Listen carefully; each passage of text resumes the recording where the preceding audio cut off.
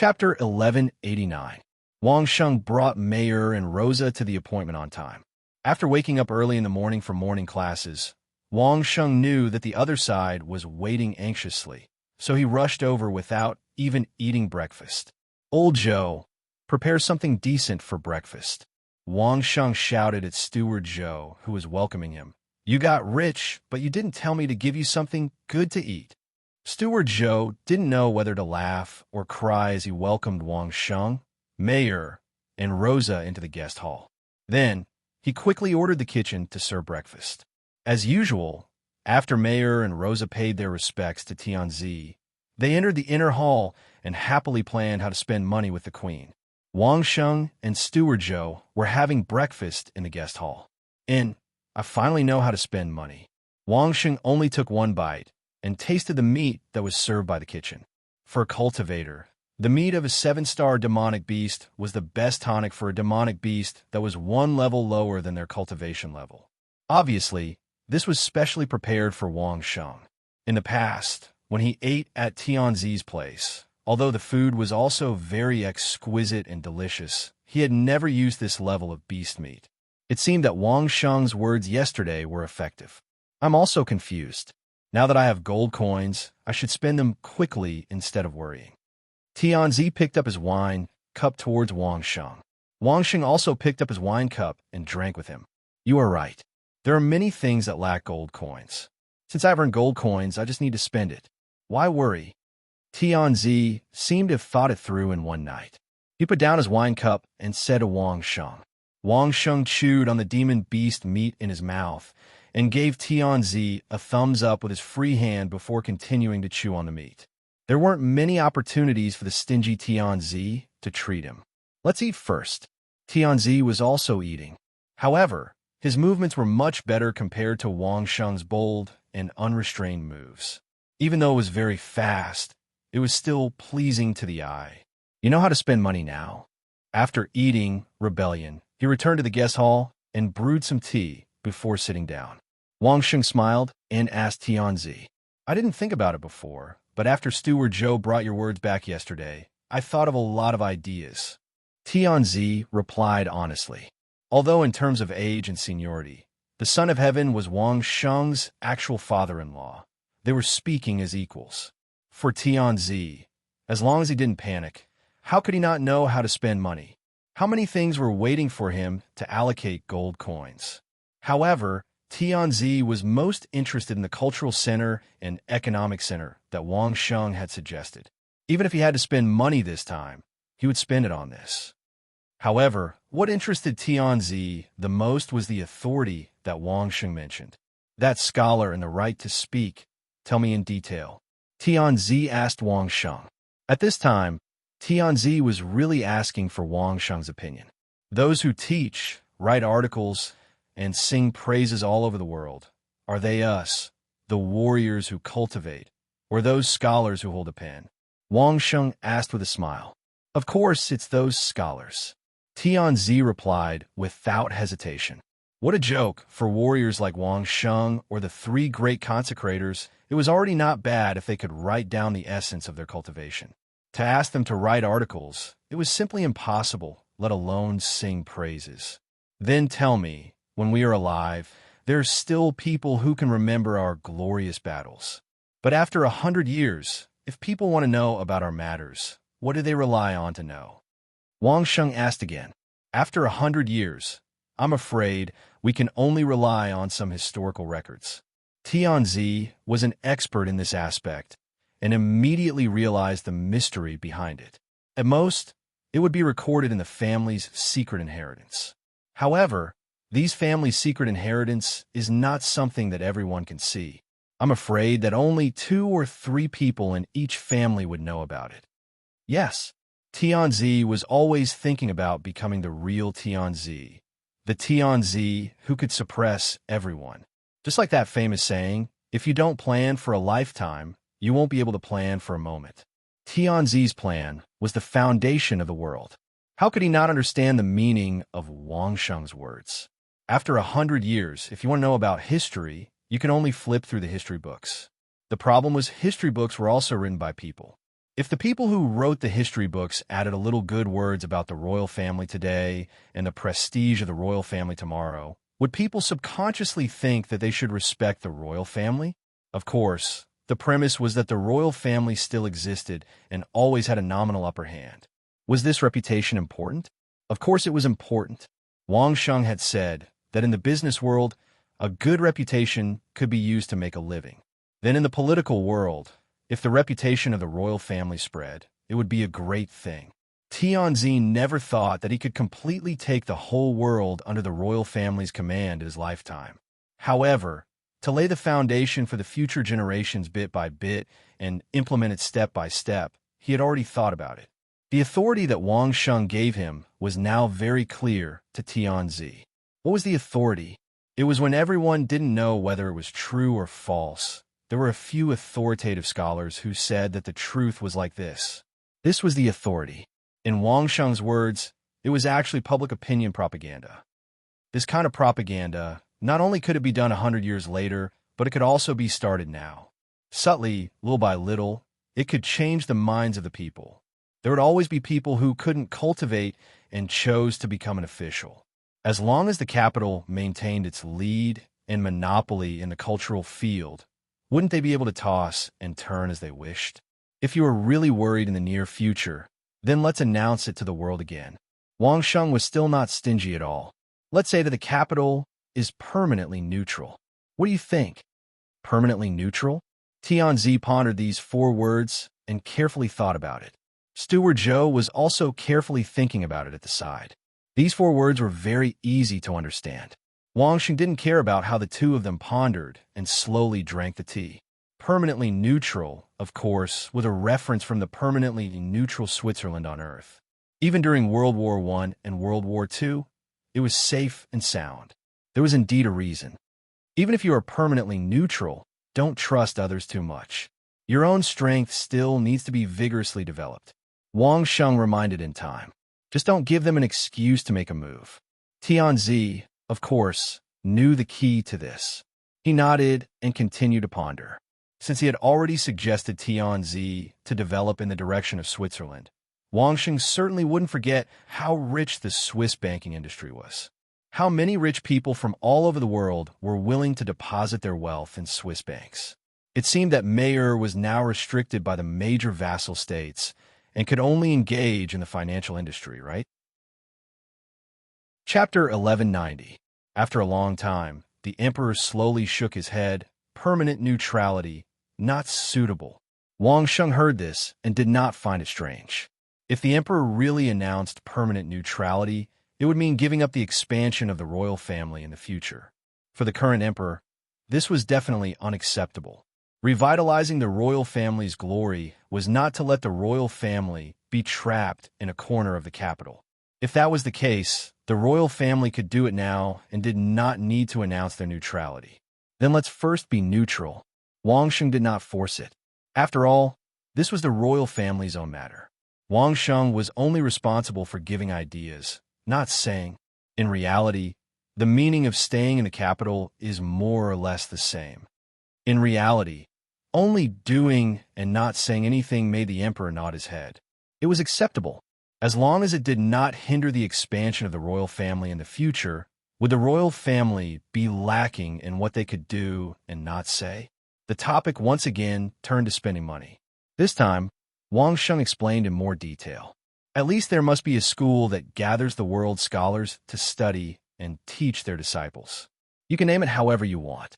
Wang Sheng faced the emperor and said in detail, prepare the place and arrange for those scholars.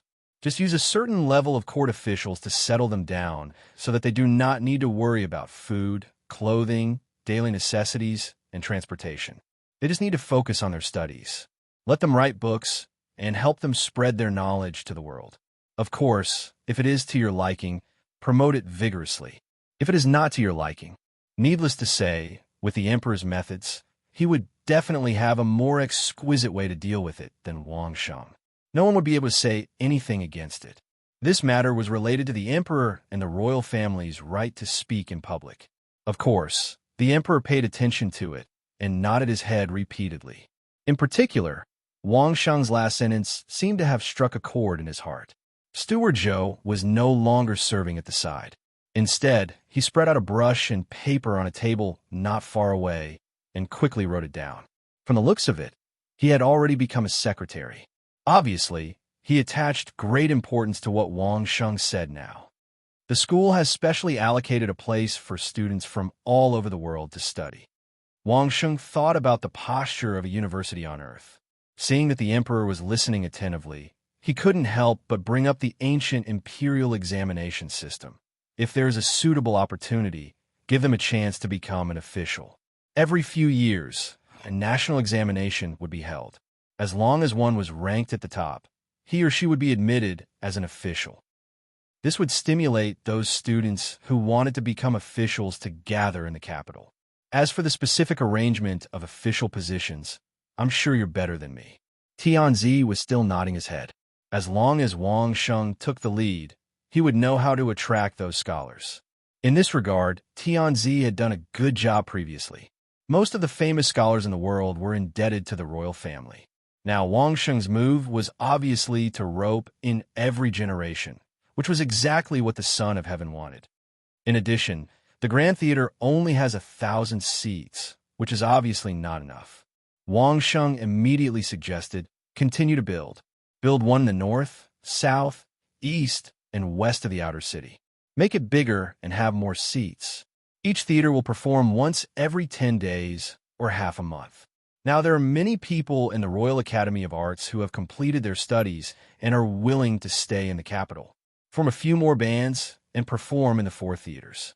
On average, there will be one performance every 2 days.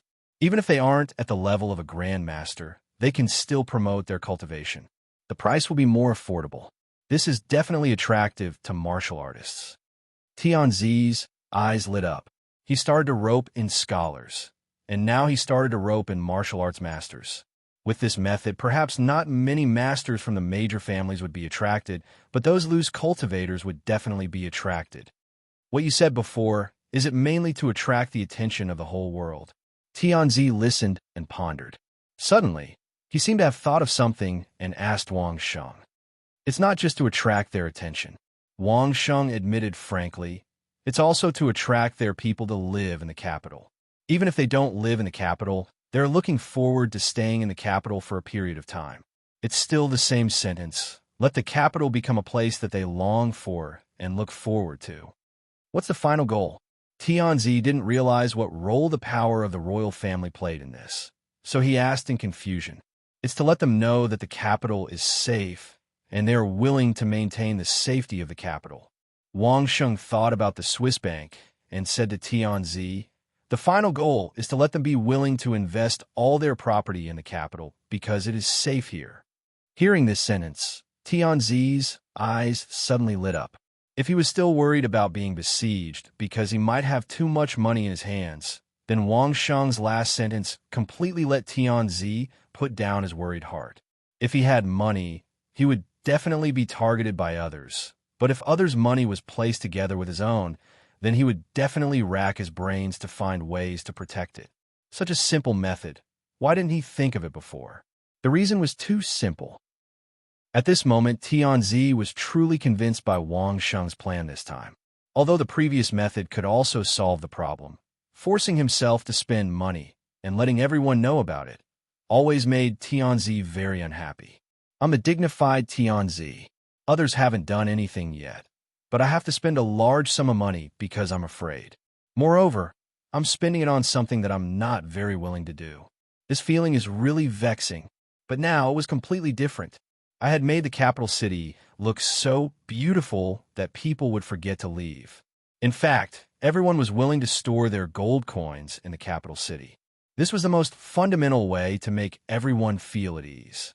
Being forced to spend money and spending money on your own initiative, the feeling is completely different.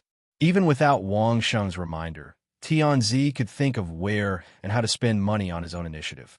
Compared to Wang Sheng's idea, Tianzi's idea was more suitable for this era and more suitable for the people of the capital. Seeing Tianzi's appearance, Steward Zhou knew that Tianzi's mentality had finally changed. Wang Sheng didn't have much contact with Tianzi, and he wasn't the kind of person who understood from the root. However, he could now instantly notice that the atmosphere in the room suddenly became peaceful. After pondering for a while, Wang Sheng understood the reason. So, you guys were afraid of being poor in the past. Wang Sheng smiled and joked, just a little bit, and you felt relaxed. You thought that the whole world would be looking at the melons and dates in your hands. It's not that I'm talking about you, Wang Sheng said to Tianzi with contempt. No matter what, you're Mayor's father. Can't you have some vision? You still need to make a fuss over such a small matter. I'm ashamed for you. Chapter 1191. Not only Tianzi, even Steward Zhou blushed. In recent years, the royal family had not been very generous. Even though they had given Wang Sheng a huge garden and a bunch of female servants at the drop of a hat, that was all because of the generosity of others and the extermination of their families. When he met with Wang Sheng earlier, when they talked, even Tianzi, who had a few million gold coins, would fly into a rage. A few million gold coins was only the price of Qianxing Yuan sword. How could Tianzi care about it now? All of this was brought about by Wang Sheng and Mei Er. One was Qianxing Yuan, one was Moisturizing Workshop, and one was Dream Workshop. Yi Yun's professionalism was so strong that Tianzi didn't care about it at all. Now, there was the addition of Li Zhenfeng with 10 billion gold coins in 6 days. From a few million to a few billion, this change was really fast. It was just a few years. The poor suddenly became rich, and their mentality was unstable. Even if they were Tianzi, they were not much different from an ordinary nouveau riche. This is actually no different from cultivation. Wang Sheng did not embarrass the emperor too much. He only mentioned it once before quickly continuing, how much spirit chi you have will determine what kind of technique you will use, and how much gold coins you have will determine how big the scene will be. The logic is the same. Your Majesty, you could try to treat this as a form of cultivation. Tianzi hadn't completely realized it, but Steward Zhou, who was in charge of recording, had his eyes lit up. Wang Sheng was keenly aware that Steward Zhou must have instantly linked it to cultivation. No wonder he was a 10th degree realm expert. Even if he had spent many years in the legendary realm, he was still a real royal consecrator. Not long after, Tianzi seemed to have finally reacted. Wasn't that what cultivation was? Although it was an experience he had never experienced before, it was also a challenge he had never experienced before. Tianzi never lacked fighting spirit. Since Tianzi was no longer entangled with the problem of gold coins, then the topic shifted from spending money to Wang Sheng. Tianzi asked what Wang Sheng was busy with recently. I haven't been in the inner residence recently. Don't you know? Wang Sheng turned to look at Steward Zhou and said, he has been carving concentric balls for Mei Er and Rosa. It was not a secret that Wang Sheng and old Taoist Ling Su had been staying in the training room day and night. But who would dare to inquire about what they were doing? If Wang Sheng was alone, of course, everyone would try their best to take a look. But the problem wasn't there still old ancestor Ling Su? A super expert who had easily taken the heads of the King of Dai and the Great Elder in the Dai Kingdom's palace, as well as killed over 1,000 experts, was someone that anyone would dare to investigate. Not to mention that Steward Zhou had already warned the people here. Even if Steward Zhou hadn't said anything, those informants would know what to do and what not to do. What's more, since Wang Sheng came to the training room here, the women of Grandview Garden had taken turns to serve him. Outsiders couldn't get in touch with him at all, let alone know what Wang Sheng was doing. In fact, Mei Er and Rosa had told the Empress that Wang Sheng was helping them carve concentric balls behind closed doors. However, from the Emperor's point of view, the dignified Duke Changsheng had previously said that he was going to break through to the Great Grandmaster realm, so it was understandable that he spent a few months carving a concentric ball. But to expend so much effort for 2 women, it was simply ridiculous. Not to mention the Emperor, even Steward Zhou didn't believe it. The 3 great consecrators didn't believe it. They had all seen the craftsmanship of concentric balls, especially Steward Zhou. He had personally seen it yesterday. Wang Sheng's posture was to carve 60 to 70 layers of concentric balls. If it was said that Wang Sheng used this to build up his patience, It was enough to carve one concentric ball. Such a delicate object couldn't have any mistakes. A total of more than 2 months was not enough to polish it, but to carve a more delicate concentric ball just for 2 women, even if she was the princess, it was impossible. It was very simple. According to the degree of exquisiteness of carving concentric balls, the time and energy consumed, probably when the first concentric ball was carved, Wang Sheng wouldn't have the time to cultivate it all. If he were to carve 60 to 70 layers of concentric balls, the time and energy consumed would be even longer. Wouldn't Wang Sheng stop cultivating? An 8th degree realm expert, who was clearly aware that he would face a crisis in the future, would give up a few months of cultivation just to carve 2 exquisite concentric balls for his 2 women. Was this possible? What Steward Zhou saw yesterday was most likely something Wang Sheng had intentionally allowed Steward Zhou to witness. No matter how much Wang Sheng doted on the princess of Ning Kingdom, he wouldn't use his own cultivation as a joke, right? What's more, the other woman named Rosa was obviously just a plaything for Duke Changsheng to vent his anger in front of the princess of Ning Kingdom. But since Wang Sheng insisted that he was carving concentric balls, such a small matter, whether it was the emperor or the 3 great consecrators, why would they argue with Wang Sheng on this? If he said it was to carve concentric balls, then so be it. Anyway, now that the princess of Ning Kingdom was here, Wang Sheng wouldn't have any disobedient thoughts towards the emperor. No matter how Wang Sheng played, the emperor wouldn't care. In such a short time, the emperor had countless ideas to spend money in his mind, which were 10,000 times more appropriate and attractive than what Wang Sheng said to Steward Zhou and Li Li yesterday. Wang Sheng had long seen that the emperor's mind was actually not on him. Wang Sheng himself also wanted to go back and continue to carve concentric balls.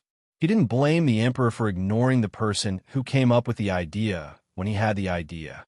He took the initiative to say goodbye to the emperor and went back to the mansion to carve with the old Taoist. The emperor didn't ask him to stay. Anyway, in the eyes of him and Steward Zhou, Wang Sheng must go back to be guided by ancestor Ling Su in cultivation. If there was such a great master around, who wouldn't have a stomach full of questions about cultivation? Who would waste time carving concentric balls? Back in the practice room, Wang Sheng didn't start working immediately. Instead, he asked old Taoist Ling Su a question with great interest. In fact, this was what Wang Sheng thought of when he talked to the emperor. It was also a good time to listen to the old Taoist's insights. Old Taoist, I told the emperor that spending money is like cultivation.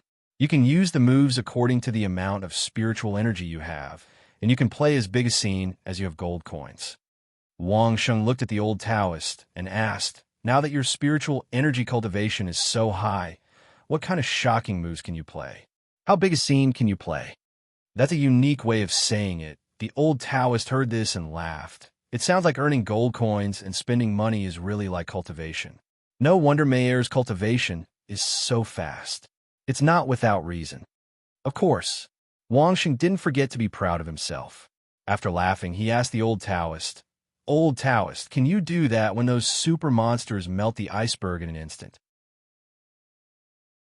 Chapter 1192. The old Taoist had personally witnessed the eruption of the super demonic beasts in the core region of the land of thousand extremities. When he heard Wang Sheng's question, he immediately nodded. It wasn't that Wang Sheng didn't believe in the old Taoist combat power. If they were to really fight, the old Taoist would be able to finish off the super demonic beasts in 10 minutes at most. However, the old Taoist might not be able to compete with the super demonic beasts in terms of the duration of their spiritual energy. Demonic beasts were blessed in this aspect. The spiritual energy in the bodies of demonic beasts of the same level would definitely be much stronger than that of human experts of the same level. However, demonic beasts could only rely on their instincts to use their spiritual energy. Humans, on the other hand, had more flexible ways to use their spiritual energy. Can it be even more powerful? Wang Sheng asked again. What about melting the underground ice in the inner region of the land of thousand extremities? Do you think I'm a deity? The old Taoist pursed his lips at Wang Sheng. The underground ice might be able to melt a circle of at least 100 feet. However, under that kind of cold, I'm afraid it won't take long before it turns into ice again. Wouldn't the melting icebergs of the super demonic beasts immediately turn into ice as smooth as a mirror? Under that kind of environment, how long could the melting state last? Unless the extreme weather disappeared. Old Taoist, can you move mountains and drain seas? Wang Xing asked cautiously again. I'll say it again, I'm not a deity. This time, the old Taoist didn't want to pay any attention to Wang Xing. He rolled his eyes at him. If you were to strike with all your might, how big of a crater could you create? Wang Xing asked seriously. He was also looking forward to old Taoist Ling Su's answer. How big of a crater? Although the old Taoist was not interested in worldly matters, he was extremely sensitive when it came to cultivation. When he heard Wang Xing's question, the first thing that came to his mind was none other than the huge ice basin in the core of the Grounds of Despair. The old Taoist's mind was shaken at the thought of that huge basin, which had a circumference of nearly 100 miles. He stared at Wang Xing in great shock and said, "How could this be possible?" Looking at the old Taoist's expression, Wang Xing knew what he was thinking. In fact, he had the same thought when he saw the ice and snow basin at the core of the Grounds of Despair. Wang Xing was from Earth. How could he think that a sunken snow basin in a tropical jungle was normal? There was no difference in altitude. So where did such a drastic temperature difference come from? Did that basin appear out of thin air? If it had to be explained from a geological point of view, it could only be a meteorite bombardment. Otherwise, was it really possible for humans to change the geological structure? That was why Wang Xing suddenly thought of asking the old Taoist about the possibility of it being caused by humans. Among the experts that Wang Xing knew, it was obvious that old Taoist Ling Su was the most powerful one. Old Taoist, Laojun Temple also has records of the Lin family's past. Wang Xing smiled bitterly at the old Taoist and said, I've also seen the ancient records that you've personally copied. There's never been any record of the Lin family living in a basin. Even if the cold weather is caused by the formation, how can a formation change the geography of the mountains and rivers within a radius of 100 miles? Old Taoist Ling Su had personally copied the ancient records of Laojun Temple, so of course he knew that what Wang Xing said was the truth. Although the ancient records did not mention the Lin family's territory, it definitely did not say that it was in a basin. The old Taoist closed his eyes and imagined himself hitting the ground with his palm. After a long time, he shook his head and said, Impossible. What if it's the owner of the golden hairpin? Wang Xing looked at the old Taoist and asked hopefully, I'm afraid it's also impossible for the owner of the golden hairpin. The old Taoist thought about it carefully again, then slowly shook his head and said, Even if her cultivation is 100 times higher than mine, it's still impossible. Was it possible for someone to be 100 times stronger than the old Taoist? Wang Xing thought about the cultivation of the golden hairpin's owner, but no matter how hard he tried, he could not figure out the difference between the old Taoist and her. That's impossible. The old Taoist shook his head again and repeated those 3 words with great determination. The snow basin was 100 miles wide, and the ice was more than 100 feet deep. If it was caused by humans, how terrifying would it be? Absolutely impossible. Wang Xing looked at the old Taoist, shaking his head firmly, and let out a long sigh. Even an atomic bomb on Earth might not be able to cause such a terrifying effect. If it was really caused by humans, wouldn't it be too terrifying? Wang Xing might have to face a powerful opponent who had sealed the girl in his dreams, or the owner of the golden hairpin. If it was really an inhuman expert, Wang Xing would not even have to think about how to fight against them. Perhaps surrendering would be the best choice. Looks like I was wrong. Wang Xing smiled bitterly and said, I thought there was really someone who could be so strong. You're afraid, aren't you? The old Taoist was a sharp person. He instantly guessed what Wang Xing was thinking and asked with a smile. Yes. Wang Xing did not hide his worries from the old Taoist. If it wasn't for the fact that the emperor and mayor received too many gold coins and were afraid, I wouldn't have thought about facing this problem. I scolded them for being country bumpkins who had never seen the world. Now that I think about it, I was the same. Did you waver?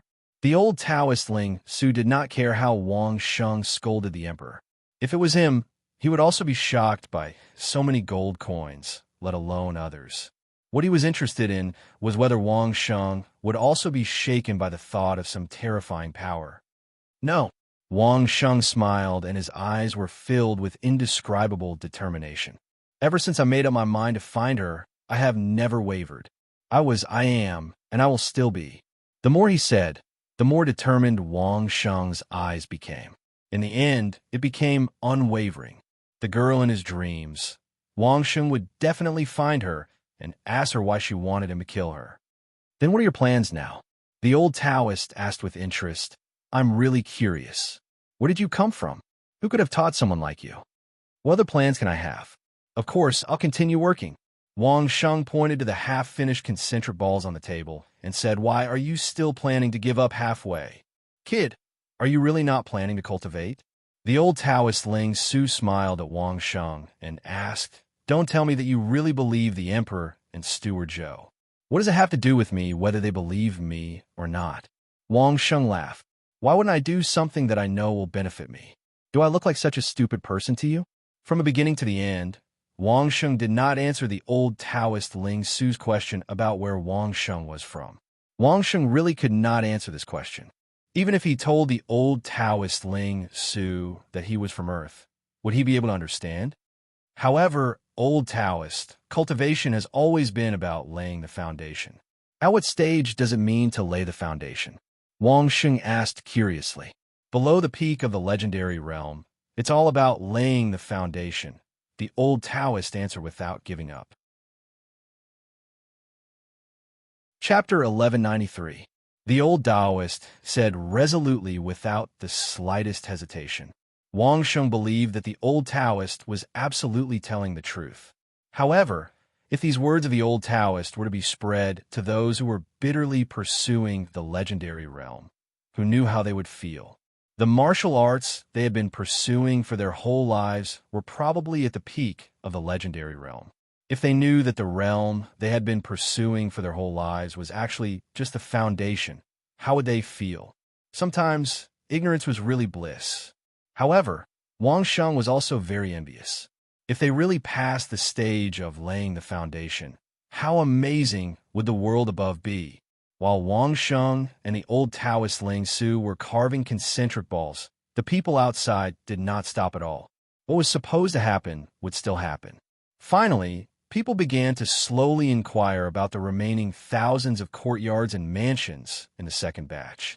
After pondering for several days and going to the site several times, they finally made a move. Housing loans were a new thing. It was not a good thing that could have an immediate effect. It would definitely take some time for it to be slowly implemented.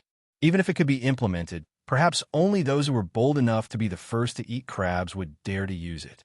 Of course, at any time, in any world, there was no shortage of bold people. Wasn't there a saying? The bold would be stuffed to death, and the timid would starve to death. Mayer and the Empress discussed it for 2 days, and the Emperor joined them later. Finally, they discussed the direction of spending money. On the 3rd day after Wang Sheng's return, the imperial court announced the construction plan of the capital city. The imperial college of the capital city would be enclosed and built. There would also be a tribute academy, specially used for the national examination. There would also be 5 theaters larger than the Royal Grand Theater. There would also be dozens of commercial and trade areas. In addition, the entire moat of the inner city, the moat of the outer city, and the water network connected by the 8 rivers in the capital city would form a scenic area and a red light district. Once the construction was completed, the original outer city of the capital city would become the largest and most prosperous comprehensive city in the world. The inner city of the capital city would not be left behind, either.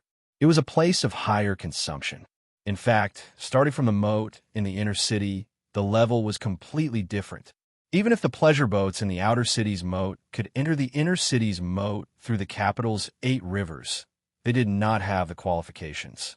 The moat of the inner city was a place where only the pleasure boats of the world's most famous families had the right to stop and sail. Even the brothel was like this, not to mention other places. The moisturizing workshop was directly split into two. The outer city would open up several shops that specialized in providing low-grade cosmetics, while the moisturizing workshop at the foot of the imperial city would only provide the highest grade of cosmetics and would no longer easily allow ordinary female customers to enter. Instead, it would adopt a membership system. Only the esteemed guests of Dream Lane could enter through the door of Moisturizing Lane and wander around in the other three lanes. As for ordinary consumers, they could all go to the outer city to spend their money. As a result, some of the regular female customers were slightly dissatisfied, but the VIPs who were able to enter the Dream House were greatly satisfied. The Dream House could only be entered through the entrance of Moisturizing Lane's beauty salon. In the past, even they could only squeeze their way in through the bustling streets of Moisturizing Lane. Now that Moisturizing Lane was divided, the Moisturizing Lane at the foot of the Imperial City would no longer be as crowded. Moreover, all the customers were rich ladies and socialites. Such a quiet and high-end place was only for the true upper class to enjoy. As soon as the outer city's plans were announced, the entire capital city was in an uproar. Wouldn't such a capital city directly become a paradise on Earth, like heaven on Earth? Countless people lingered around the outer city planning map that Mayor had specially announced to the public. They were deep in thought. Finally, someone gritted his teeth and entered Lijian Lane to learn more about the business of housing loans. Ever since the first family took out a loan to purchase a mansion next to a theater, there was an endless stream of people who came to inquire about the mortgage business. There were also people who gritted their teeth and took out the loan, enjoying the wonderful life of a mortgage slave in the capital. In half a month's time, under the watchful eyes of countless tempted people, under the noses of the feudal lords and the high-ranking officials who were waiting to see a joke, thousands of mansions and courtyards were swept clean by a group of businessmen with sharp eyes. More than 90% of them used the mortgage of Lijian Lane, and the maximum term of the loan was 30 years. What a joke, a loan with an annual interest of 10%. It was like giving it away for free. Now, as long as one was a successful businessman, how could he not understand this point? Who would be a real bastard if he didn't take advantage of the situation? Lijian Lane made another 3 billion gold coins in half a month, and this did not include the imperial courts. If it was only 3 billion, everyone would think that it was the last bit of purchasing power. The problem was this 3 billion was only the down payment. A down payment of 3 billion gold coins and a loan of 70%, which meant that the transaction of gold coins involved was, in fact, a business of 10 billion gold coins. The loan of 7 billion gold coins would be repaid in 30 years, and the interest would be doubled in 10 years. If the principal was not repaid, the interest and principal would be 28 billion gold coins in 30 years. Even if the principal and interest were repaid one after another, it would not be less than 20 billion gold coins. Hiss! After everyone calculated and got this number, they all sucked in a breath of cold air. Including the down payment of 3 billion gold coins, after 30 years, the principal and interest would be around 25 billion gold coins. It was almost impossible to make a profit of over 100 million gold coins. Even those usurious loan sharks could not lend out hundreds of millions of gold coins at once. Moreover, after lending out tens of thousands of gold coins, they could basically only return less than 10% of it. In the end, their families would be ruined because of the debt. In the end, these loan sharks would only get some of the other parties' properties that were worth about the same amount of gold coins they had lent out. If they were really black-hearted ones, they would at most fill up the other party's family as slaves. That was all. But now, Mayor was teaching these arrogant people a lesson in front of their eyes. What was small profits, but quick turnover? What was a master of making money? With this batch of mortgage slaves in the next 30 years, even if Mayor did nothing and threw away the principal, she would still have a net income of at least 500 million gold coins. One had to know that this was not even 1/20th of the outer city of the capital. If the rest of the land was developed and sold, the number would probably be enough to make all the feudal lords restless. How much was the total value of the experts in the Xia family who had a bounty on their heads? Even the highest bounty on the monarch's head was only 2 billion gold coins. At that time, the emperor could casually put up a bounty of several billion gold coins. All the feudal lords would probably not be able to sleep every night. Chapter 1194. If the emperor, the empress, and mayor were the ones who were afraid of having too much money, then it was the leaders of the vassal states' turn to be afraid. As the saying goes, when you have too many gold coins, you can really smash people to death. It can kill the emperor, and it can also kill the vassal states. If the emperor really had such a huge sum of money, then the vassal states would have no choice but to temporarily put down everything they were doing and unite against the emperor. Within a few days, there was an endless stream of messenger birds between the capital and the vassal states. The messenger birds in the sky above the capital could almost form a line. All of them were reporting on the grand occasion here and discussing countermeasures. Because of this matter, the warring states actually had a rare tacit agreement to stop fighting for a few days. The atmosphere in the entire country was frighteningly quiet. Just as everyone was worried, envious, and even about to contact each other, the emperor once again announced the plan of the imperial court's Ministry of Revenue. Recently, the emperor had collected a lot of taxes, which made people envious. This plan was aimed at those taxes. The Imperial College and the Academy of Studies were paid for by the imperial family, so they were duty-bound. Then, it was to clean up the rivers and control the floods, pay off the accumulated salaries of the imperial court, repair the palace, repair the yamen, and decorate the facade. The imperial court would compensate the vassal states for the lack of ceremonial guards, charity houses in the capital, and even the salaries of the experts sent by the vassal states to maintain order in the capital. There was also various etiquette training. The emperor paid for the vassal states to select people to come to the capital to learn the etiquette of the emperor and the vassal states, supporting some poor students to go to school, and so on and so forth. This was the plan announced by the imperial court to the public. There were detailed plans and expenses. This was something that would be recorded in the annals of history and could not be faked. When the various parties received this plan, the shopkeepers who were good at calculations did the accounting. Well, the taxes that the emperor had collected with great difficulty were not enough even if they were paid in. For this, the emperor used a large portion of the imperial funds to subsidize it. All in all, according to this plan, tens of billions of gold coins would be spent in a few years. Where did the imperial family get so many gold coins? As soon as this thought came to everyone, it was immediately suppressed.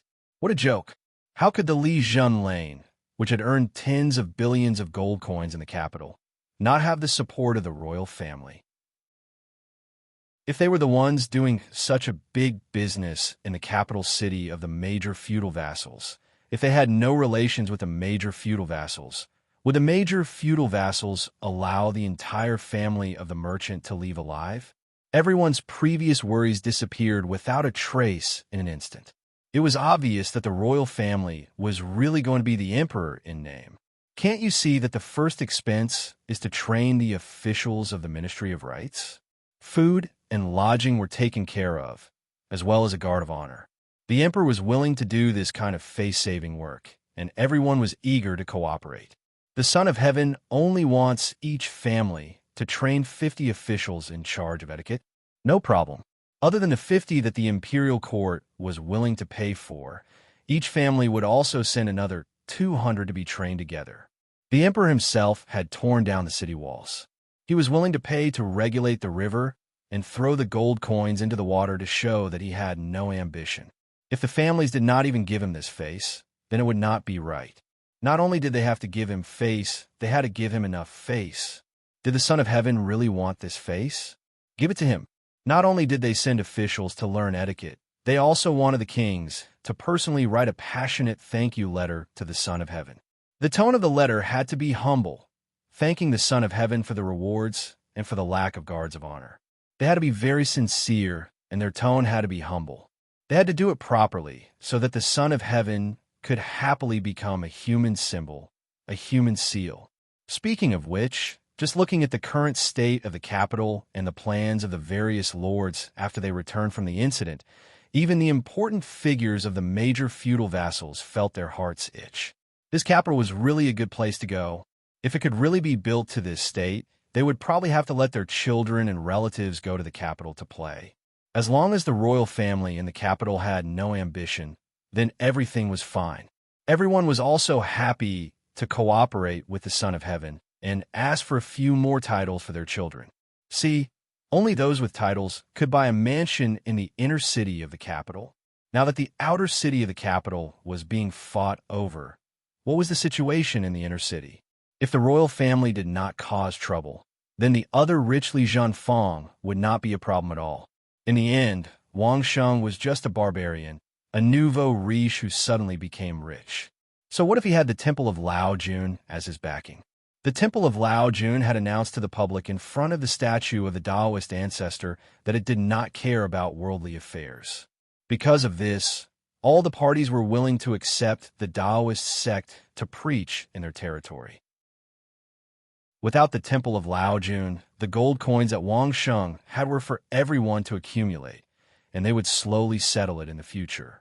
However, this Li Zhenfang's ability to turn stone into gold was really enviable. Just when everyone was excited, Mayer sent out invitations to the various feudal vassals in the capital, inviting them to Li Zhenfang 3 days later. The various feudal vassals were really overjoyed. Without a second word, they hurriedly agreed, patted their chests, and promised to be there on the same day. That was what they said, and that was what they did. 3 days later, early in the morning, the various feudal vassals brought their people straight to Li Zhenfang. When they arrived, the Li Zhenfang had not opened yet. These people did not mind and greeted each other. When the Li Zhenfang opened, Mayer and Rosa rushed over with their guards. All the guards were chased out, and only 2 people from each family were qualified to attend the meeting. Even Mayer, it was no exception. Mayer only brought Rosa with her. Seeing this situation, the various feudal vassals did not say a word and directly asked their guards to leave, leaving only one confidant to listen. Then, the entire hall was sealed by more than 10 old Taoists, and no sound could be heard. How are your classes these days? Mei was now quite imposing. With hundreds of billions of gold coins to protect her, her temperament and elegance were not inferior to the princesses who had been raised in the palace since young. Facing the various feudal vassals, Mayer did not have the slightest stage fright. She asked them proudly, "Your Highness's golden touch, we are sincerely convinced." The feudal vassals looked at each other, and in the end, they all revealed an expression of admiration. This was true admiration, not perfunctory, not superficial, but sincere admiration. The total amount of gold coins that all of them had earned in their lifetime was not as much as what May had earned in a month. They could not help but admire her. Chapter 1195. What did you learn? Mayer was in a good mood, so she asked everyone with a smile on her face. It looks simple, a leader of the Chiu family asked in confusion. But if you think about it carefully, it's not. It was true. Real estate didn't seem to have any technical content, but it could make such a huge amount of money in such a short period of time. It was puzzling. Is anyone willing to learn? Mayer asked with a smile. This was nonsense. It would be strange if no one was willing to learn such a way to make money.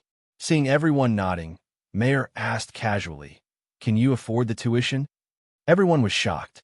Even if Li Zhenfang really wanted to teach them, they might not be able to afford to learn this business that was worth tens of billions. In everyone's eyes, Wang Sheng and Maya had one thing in common. They were greedy for money. Usually, any small item would cost at least tens of thousands of gold coins. What kind of price would they have to pay to teach such a way to bring so much profit? "How much is the tuition, Your Highness?" someone asked with a smile. "Don't call me Your Highness. Li Zhenfang doesn't have a highness, only a boss." Mayer said with a smile, "Thank you for your concern. Just call me boss." Hearing May's words, everyone relaxed. It was uncomfortable to talk business with the princess, but it was much easier to talk business with a shopkeeper or a boss. Exactly. If you want to learn, how much is the tuition? Someone asked immediately. After asking, he felt awkward and immediately joked, "That's right. If I don't know better, I would think that the boss is our boss." Everyone laughed heartily, and the atmosphere lightened up. However, after laughing, everyone was still concerned about the answer to that question. Tempted. If such a way to do business was taught, who wouldn't be tempted? 50%. Mayor didn't let everyone wait for long. She raised 5 fingers. She only said 2 words, but didn't explain much. But even so, everyone present understood what he was trying to say. It was very simple. If both parties were to start the same business, Li Jianfeng would have to take half of the profits. This was the tuition fee, the price to pay. It was no wonder that the guards had to be dismissed and the few Taoist priests had to seal off the venue in such a serious manner. It turned out that they were going to discuss such a secretive business. Fortunately, those who remained were the leaders of the 8 great feudal vassals. The smaller feudal vassals didn't even have the right to participate in the meeting, so they didn't have to worry about anyone leaking the information. The leaders of the 8 great dukedoms, 16 people, were all muttering to themselves. Mayor and Rosa seemed to be the only relaxed ones in the room. They sat quietly and sipped tea from time to time, waiting for everyone's reply. Boss, this is a serious matter. I'm afraid we can't give you an answer on the spot. The experienced leader of the Tang family replied sincerely to Mayor. Let's go back and report to the master. Then we'll give you an answer. Is that all right? Mayor nodded. For such an important matter, if these managers agreed without the family head's approval, then Mayor would have to wonder if the family head was in control of the family, or if these managers were in control of the family. Boss, it's not that we're conflicted, but isn't this 50% a little too much? There were those who couldn't decide, and naturally, there were those who tried to bargain. The one who spoke was the second leader of the Sure Kingdom. When he spoke, the first leader of the Sure Kingdom didn't stop him. Instead, he looked at Mayor quietly, waiting for Mayor's reply. In fact, it wasn't just the 2 leaders of the Sure Kingdom who were looking forward to it. Everyone was naturally happy to see someone say what they wanted to say on their behalf. If the Sure family could come to an agreement, that would naturally be good. Everyone could just follow their example. It doesn't matter. It's business after all. Mayor wasn't annoyed. She acted like a businesswoman and replied with a smile. Actually, you've seen this thing for a few months. You've learned a lot from the construction team. It's not difficult to manage it yourself. The only problem is the capital. It doesn't make much difference whether you pay the tuition fee or not. What she meant was that it was not a problem to manage it herself. There wasn't much technical content in real estate. Even a mortgage looked very simple. Mayor was telling the truth. Whether it was real estate or mortgage, they both required a lot of capital. The only advantage for Mayor to invest was that she had enough capital. However, it wasn't without cost. 50% of the shares meant that she had to give 50% of the profits to Li Jianfeng, who would be willing to part with such a large number. Mayor's words caused everyone to ponder over it once again. Mayor's words made sense. They could see it clearly. They had brains too. There was indeed no technical content in the capital. It was just building a batch of good houses, decorating the surroundings, and then selling them. If there were any special conditions, it would be the reputation of the capital. In addition, the vassal states had just promised to protect the safety of the capital. That was why the emperor had climbed the city walls. To put it bluntly, could the capitals of the vassal states be worse than the capital? Oh right, the capital also had Qianqing Yuan Runzi Fong and Dream Workshop. These were things that the vassal states didn't have. If the capital could be sold for so many gold coins, why couldn't the capitals of the vassal states be sold? The area was not small at all. Even if the price was slightly lower, less than 100 billion, it could be tens of billions. Why did they have to let Li Jianfeng invest and give half of it away? As for the capital, wasn't it even easier? In the territories of the vassal states, the land was completely free. There were also craftsmen. At most, they could let them work first. After the houses were sold, they would be compensated with wages. They could even be compensated with twice the wages. Compared to the price of a house that was 100 times the price of the house, the wages, land, and materials were practically free. Many people were thinking of the same thing. A few of the leaders were already thinking about what kind of rewards their families would give them if they could really bring such a huge amount of wealth to their families. And in this process, it involved such a huge transaction of money. How much benefit would he be able to reap from it? Not to mention these leaders, even the kings of the vassal states were tempted by the billions of gold coins. It was absolutely impossible to share such a vast amount of wealth with others. Boss, if that's the case, we will go back and discuss with the family head. We will give you an answer. Everyone had their own thoughts. How could they be in the mood to stay any longer? They stood up and bid their farewells. This trip was not in vain. Li Jianfeng had already stated their conditions. At worst, they would cooperate with Li Jianfeng and split the profits 50-50. With this condition, it would be easier to convince the family head. Chapter 1196. A group of people came here early in the morning excitedly, but they didn't even finish a pot of hot tea before they all left in high spirits. They were in a hurry to report back to the patriarch. Mei wanted 50% of the profits. What did this mean? It meant that Wang Sheng and Mei thought highly of this business. That was why they asked for such an exorbitant price. Such a big business, if it was so simple, why should they share 50% of the profits with Li Jianlane? A few of them could see that this was not simple, but so what? The other person who went with him was already dazzled by the illusory gold coins. It seemed that they would not be able to reach a consensus. Left with no choice, they could only submit their opinions and let the patriarch and the king decide. However, it was rare for these people to be clear-headed. They knew that they were just doing their best and wouldn't be of much use. In the face of a potential profit of tens of billions of gold coins, which king could keep his cool? How many patriarchs and elders would not be envious?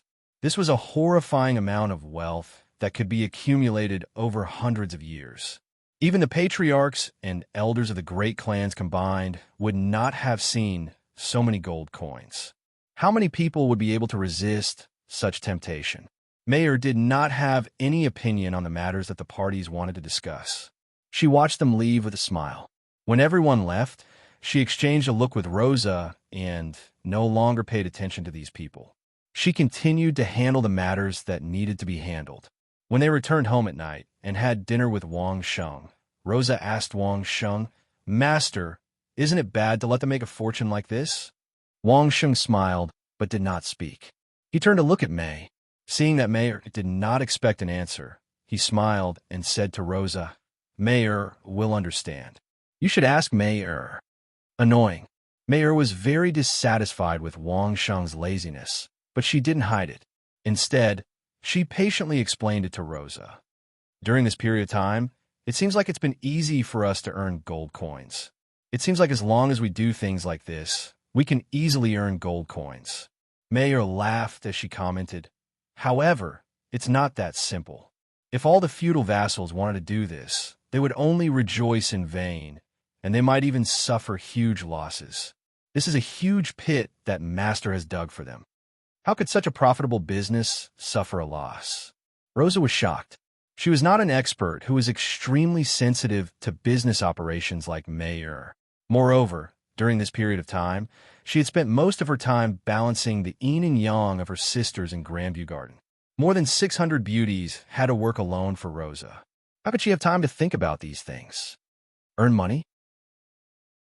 Mayer sneered at Rosa and said, "If they dare to act recklessly, they'll be lucky if they don't pay tens of millions of gold coins.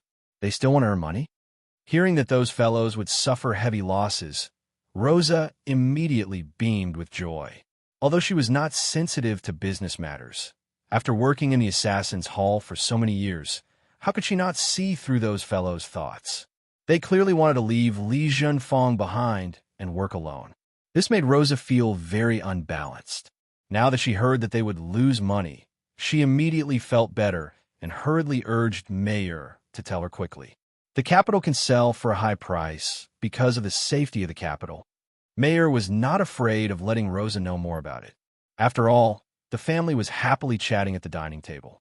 She smiled and pointed out, "But now, all the feudal vassals are fighting with each other. Even their own elders and important ministers don't dare to say that they are safe. They even have to secretly send their children to the capital to avoid trouble. If it were you, Would you buy the property in the capital of those feudal vassals? Of course not. Rosa shook her head like a rattle drum. If you don't even dare to say that you can keep your life, would you dare to throw so many gold coins there? Only an idiot would buy it. Mayer also nodded. Didn't everyone know this? If Rosa could think of it, how could those kings and important ministers not think of it? But the war is not always going to happen. Rosa immediately thought of something else. If the war stops, wouldn't the capital of the feudal vassals be a good place to stay? That's right. Mayer continued to patiently point out. But you also know that the relocation, resettling of the original people, materials and manpower, bridges and roads, which one of them doesn't cost gold. Can the feudal vassals, who have been fighting for so long, fork out such a large sum of money? They can't. Rosa already remembered that half a year ago, the Xia family had almost reached the point of selling their property to raise funds. If the Xia family was like that, could other families be any better? Even if there was, their master had already earned most of it. Did they really think that the two money-grubbing living treasures of their family were vegetarians? But if they put it on credit first, and then sell these properties in the future and pay back double, wouldn't that be fine? Rosa's idea was actually similar to the reason why the big families were tempted. There were difficulties, but they could always be solved. Listen to me first. This was Mayer's proud work. How could Mayer not show it off? She couldn't teach those guys outside, but she could also explain it to Rosa. On the one hand, we built new houses and courtyards for the people, and all the markets were built. Only then did we start the relocation. Mayer beamed with joy as she explained. Also, the gold coins are prepared, all of which are twice the market price. If there are any who are unwilling, and if they use the reputation of the great families to intimidate them, they will be forced to move. But this reputation has been taken by the big families, and we have a good reputation of giving money, houses, and land. But the big feudal vassals have no money, and they need people to vacate the place. What should we do? Mayer laughed coldly. Who would be willing to make empty promises to make people move away from their homeland? At this time, for those who are eager to get rich, what do you think they will do? If we can't tempt them, then we can only threaten them. Rosa wasn't brainless, after all. She instantly thought of the methods they would use. They don't have the bad reputation of others to help them. Mayer continued to laugh coldly. So, they can only ruin their own reputation. When even the people in their own family's territory start to hate them, even if they make a lot of money, so what?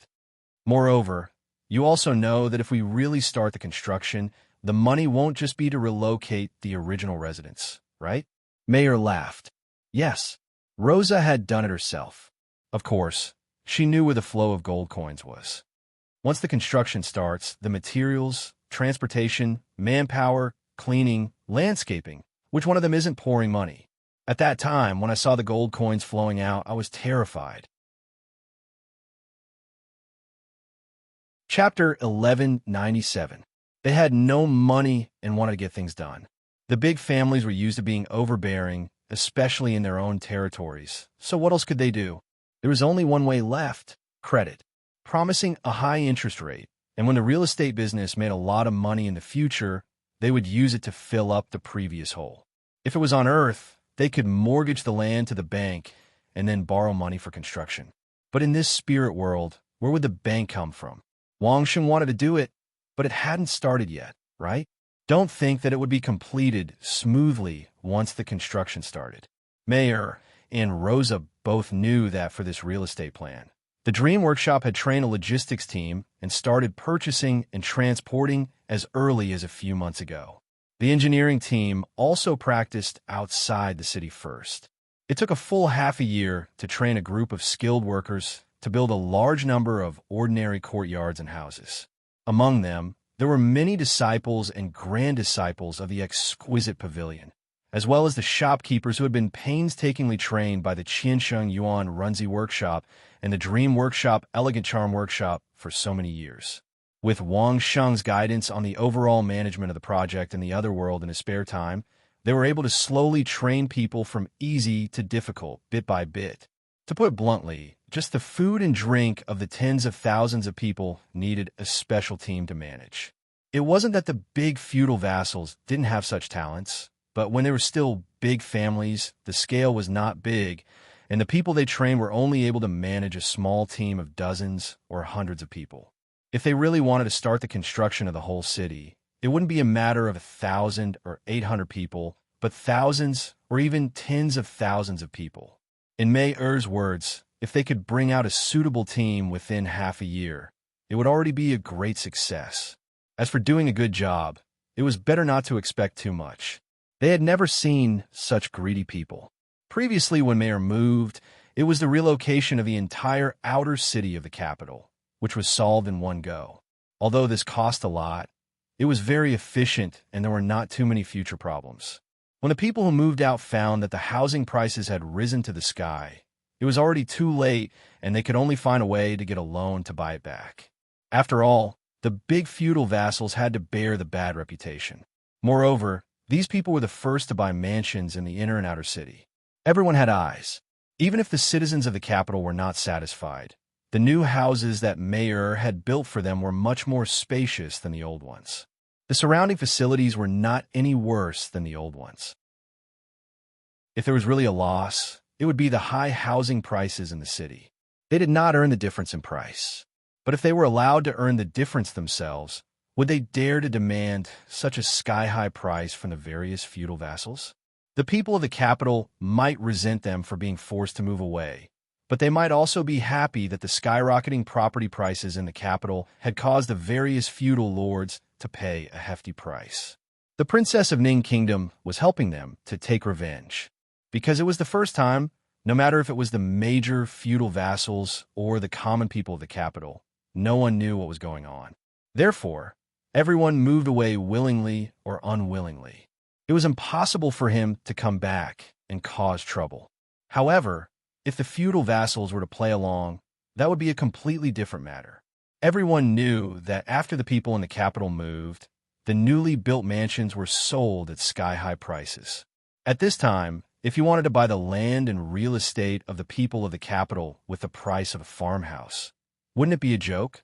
In this world, could it be that only the higher-ups of the major families were smart and the common people were stupid? This was another endless cycle. The more money they had, the more they wanted to make money, the more they needed these people to move. But these people were not stupid. They definitely wanted more. If they didn't give them, the more they forced these people, the more resentment they would have towards the families. This endless cycle could not be solved without gold coins. By the time the families sorted out the relocation, trained the team, and started to work, it would probably be a year later. This was also based on the foundation of all kinds of skilled craftsmen. If not, it was possible that it would take even longer. After spending a lot of money to settle the common people, settle the suppliers, or become suppliers themselves, they finally supplied the materials and bought the mansions. Then, the major feudal lords had to face a new problem. What problem? Rosa listened to May-er's long speech and was feeling happy. When she saw May-er raise a new problem, she quickly asked, "New mansions, who is buying?" May-er asked with a smile. Naturally, it's the important ministers and descendants of the various feudal vassals' families. Rose answered naturally, but she immediately reacted, "That's not right. They already have their own mansions in the capital. The demolition can't affect them. If that's the case, why are they buying new mansions at such a high price?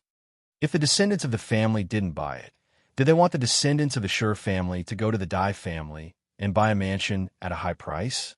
Or did they want the descendants of the Tang family to go to the Xia family and buy a mansion at a high price? Who took the wrong medicine? Then won't they ruin all the newly built mansions by doing this?" Rose's expression was extremely interesting. She didn't know if she wanted to cry or laugh. The newly built mansions couldn't be sold, but they still owed the suppliers and citizens gold coins.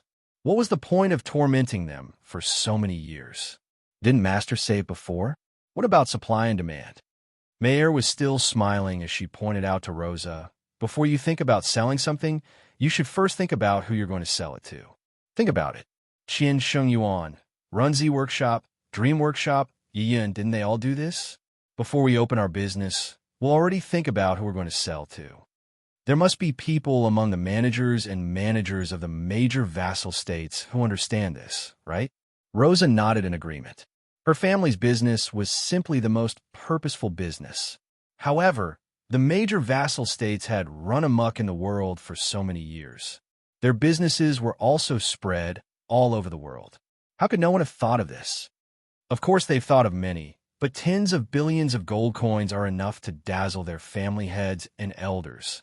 Mayer wasn't worried at all that the major vassal states wouldn't take the bait, blinded by greed. That's all there is to it. What's more, we've given them a push.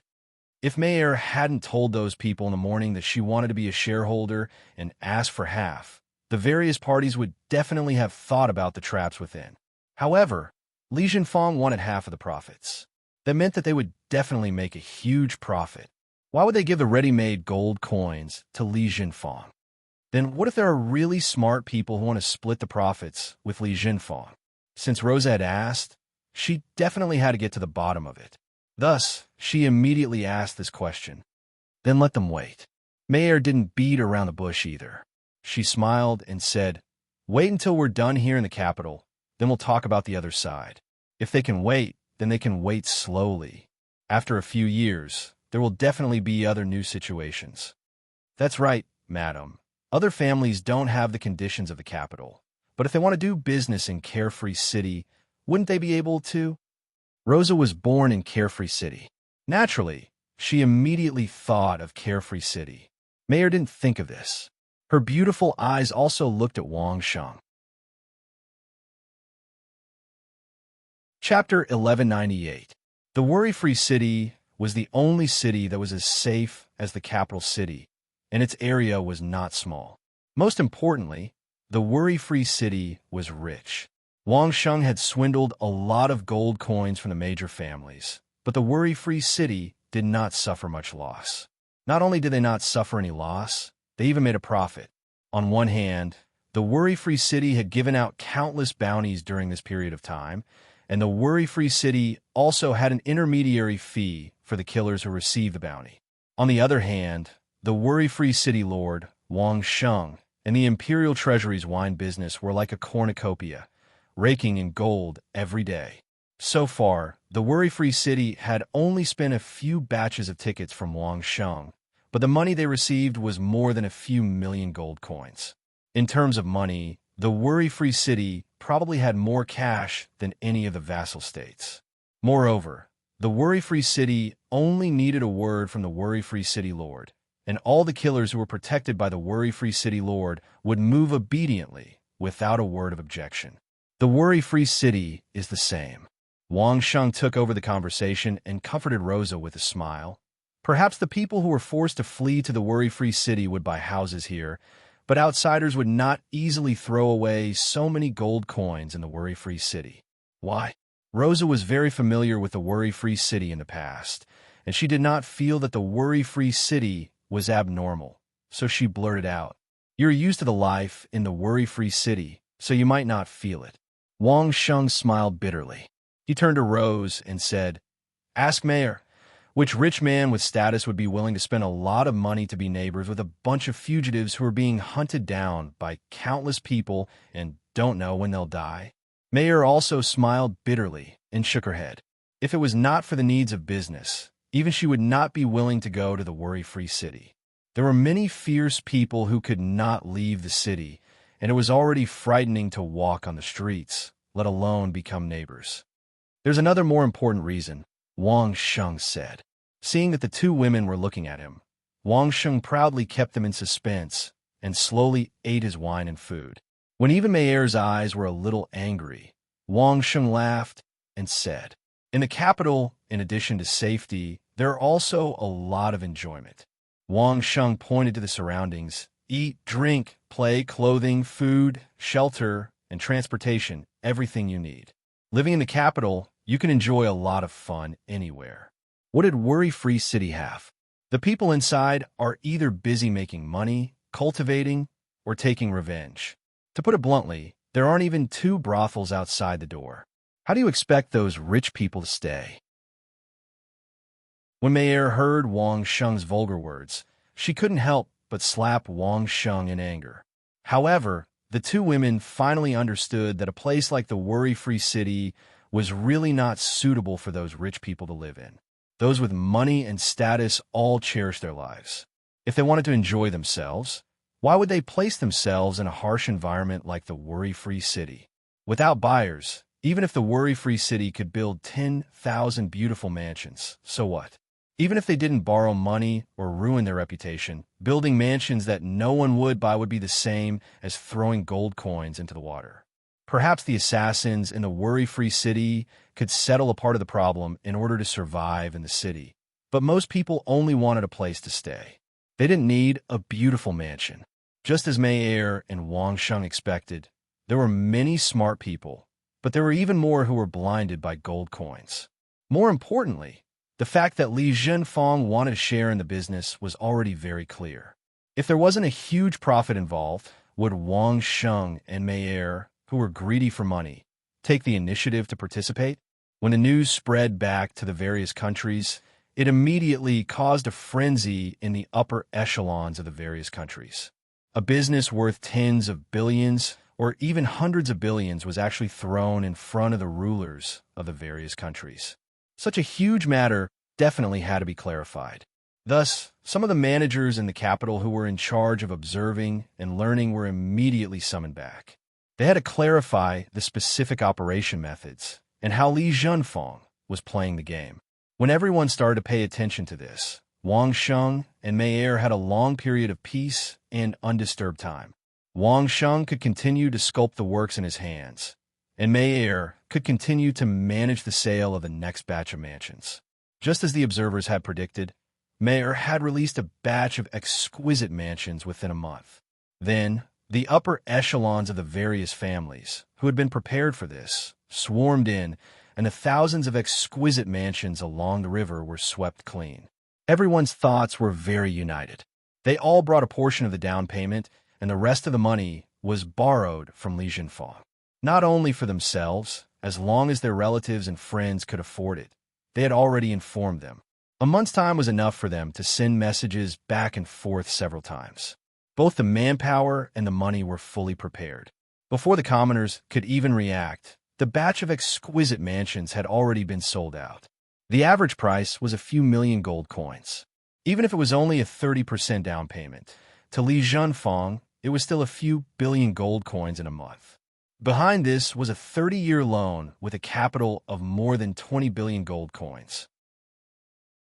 This also meant that after 30 years, Li Zhenfang would be able to earn close to 50 billion gold coins. Boom! Such a huge bomb had exploded. The royal family was no longer surprised. Looking at this number, the emperor only had an O left. After being surprised for too long, he was used to it. However, the emperor knew that the gold coins were his, and the royal family already had a way to spend money, so he was not surprised. However, the other feudal vassals were not the same. When the news spread to the various vassal states, the eyes of the kings were all red. Once again, they called the group of people who had been observing in the capital for a few months and asked them again in detail. Just how magical was the operation of Li Zhenfang? How could they be so insane to plunder gold coins? That's right, it could only be described as insane. In just a little more than half a year, the gold coins obtained had already exceeded 20 billion, and the loans released were no less than 30 billion. The profits were simply salivating. In the past month, it wasn't that the various parties hadn't discussed how difficult it would be if they were to follow Li Zhenfang's example, and how much trouble there would be to solve. However, under the stimulation of the news of tens of billions of gold coins, who could hold themselves back? Didn't they see that the eyes of the family heads and elders were all red? The most important thing now is to quickly end this war. Everyone was a discerning person who didn't know that the first requirement to become rich was stability and not having to worry about one's life. The previous chaotic war was only because all parties wanted to fish in troubled waters so that they could obtain the greatest benefits. However, now that there was a reason for greater benefits in front of them, who cared about the trifling matters of the Great Mountain Land? Launch full force and destroy the Great Mountain Land. Almost every vassal state issued such an order. The battle in the Great Mountain Land immediately became intense. Chapter 1199. The previous fierce fighting was because the ownership of the land of mountains and valleys had not been determined. Each family had conquered a certain territory, but it was complicated and intertwined. No family was connected to each other, and no family was separated into a single line. Everyone wanted to expand, and everyone wanted to be connected. Under the mutual attacks and restraints, the land of Thousand Despair had become a rotten quagmire. It had directly absorbed at least 50% of the external forces of each family. The remaining 50% were also distributed among the major vassal states. Similarly, there were people in each state. Everyone wanted to take advantage of the opportunity to destroy a few experts of the other side and destroy some of the foundation of the other side. Regardless of whether the vassal states were big or small, they all had the same idea. In this regard, the vassal states were still the same as their families in the past. Everything they did was for the interests of their families. Now that they had been stimulated by the series of news of tens of billions of gold coins in the capital, especially when Li Junfeng was willing to participate, the small profits of the land of mountains and valleys were almost negligible. Everyone seemed to have forgotten that Mayer had reached an agreement with the vassal states. She would only do the business of pawning and lending and would not do physical business. The light of the gold coins was so bright that all the other small details were covered. Just when all the parties wanted to end this chaotic state of war as soon as possible so that they could concentrate on making a fortune, Mayer did not disappoint them. She first gave them a chance to make a fortune. Every vassal state, no matter big or small, had some local specialties. Some of them were very rare and valuable wherever they went. For example, some precious medicinal herbs, some precious demonic beasts, and so on. These good things were not only valuable, but more importantly, they were very useful. They could be used to refine pills, set up formations, make weapons, and make defensive equipment, and so on. Through Li Junfeng, Mayer directly placed orders with all the parties. As long as it was a rare speciality from each state, Mayer would buy it in unlimited quantities. This was a big business that fell from the sky, and all the parties were skeptical. If Mayer wanted to buy something, no one would suspect her of reneging on a debt. But buying in unlimited quantities was no joke. Even if Li Junfeng had a mountain of gold and silver, it would not throw it out like this. There was a batch that was already in stock in the capital. Without any hesitation, they immediately brought the goods to Li Junfeng and received the gold coins without hesitation. Right now, Li Junfeng had so many gold coins that they didn't know where to store them. They needed these people to help share the burden. Just the first batch of them had taken away tens of millions of gold coins. However, these tens of millions of gold coins were just a drop in the ocean compared to the tens of billions of gold coins in Li Junfeng's cash reserves. Due to the fact that they hadn't brought enough storage rings, the first batch of people from the Tang family had to return to the Tang family guild hall with several dozen carts of chests filled with gold coins. The rest of them naturally learned their lesson and brought their storage rings with them in order to take away the large amount of gold coins. On the other hand, after the Song family delivered the goods, they didn't plan to ask for the gold coins. They made it clear that they wanted to keep the gold coins and bring back a batch of goods from Qian Xinyuan and Runzi workshop. In this way, the gold coins wouldn't need to be moved around and could be settled internally in Mayer's businesses. How could Mayer refuse such a good deal? She directly gave the Song family's shopkeeper a pile of gold notes from Mayer's businesses.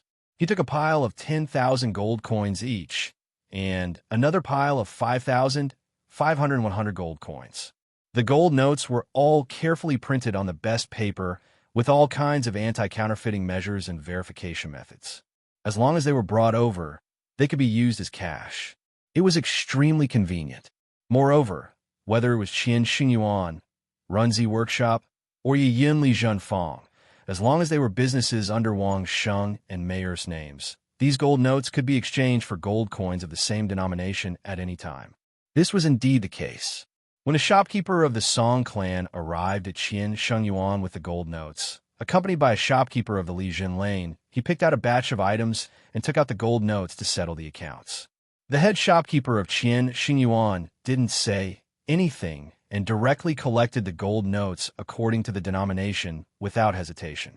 After the handover, the accompanying shopkeeper from Li Zhanfang said to the Song family shopkeeper, "Originally, there was a 1,000 handling fee for accepting the gold notes. However, shopkeeper Song's situation today is special, so you can be exempted from this 1,000 handling fee. However, there won't be such a good deal in the future. Please forgive me, shopkeeper Song." Shopkeeper Song wasn't surprised. The Song family also had the internal business settlement, but it wasn't 1,000th of the fee. It was at least 100th of the fee. Mayor's businesses only collected 1,000th of the fee from each other's businesses.